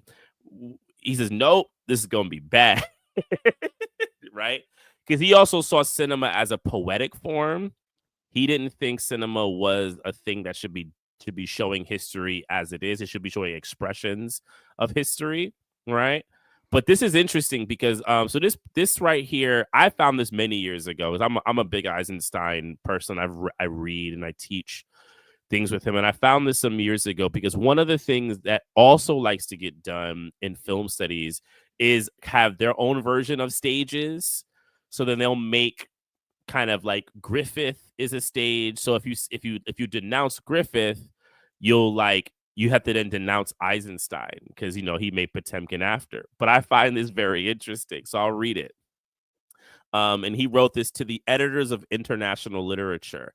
In connection with the revival on American screens of D.W. Griffith's Birth of a Nation, certain shrewd businessmen seeking to advertise the film made assertions to the effect that I have praised it and have stated that in its time, Birth of a Nation had greatly influenced my creative work. I emphatically protest against these assertions. True, I have always given Griffith his due as an outstanding master of bourgeois film. Great Soviet dig. I love it. But this can in no way be applied to Birth of a Nation, a film which intrinsically alien and inimical to the ideals for which we are struggling. The film has never been shown here, and I saw it abroad already after Potemkin had appeared, and therefore could have been in no way influenced by Birth of a Nation. The disgraceful propaganda of racial hatred toward the colored people which permeates this film cannot be redeemed by the purely cinematographic effects of this production. As to the general problem of interrelation between the Soviet cinema and the old man of the American film, permit me to draw your attention to my extensive analysis to this problem, which will soon appear in a collection of studies devoted to the art of cinema in Moscow. Love it. Love it. I'm Eisenstein was also a a big beast.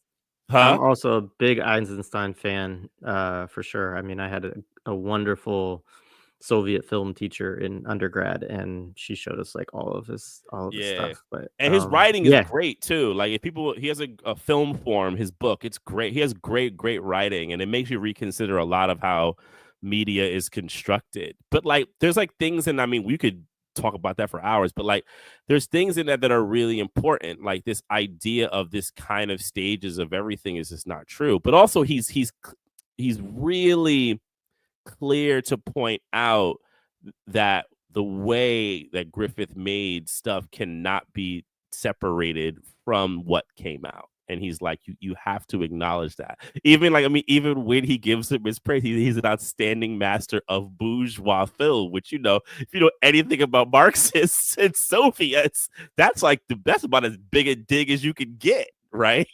It's bad, right? He's basically saying you suck. You can't do the real shit, you know?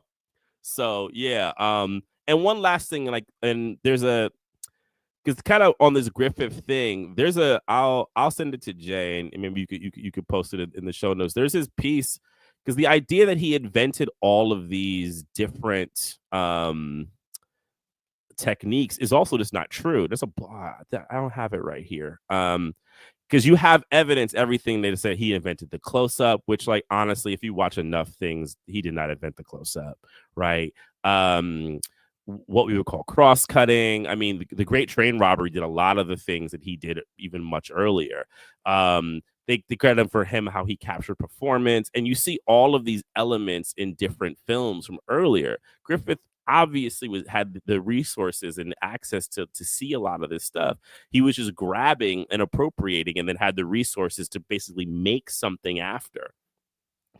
And like, that's part of the whole thing with the technical mastery that has always bothered me, is it's ahistorical, but it sits in this discourse where you want to separate technicals from ideology.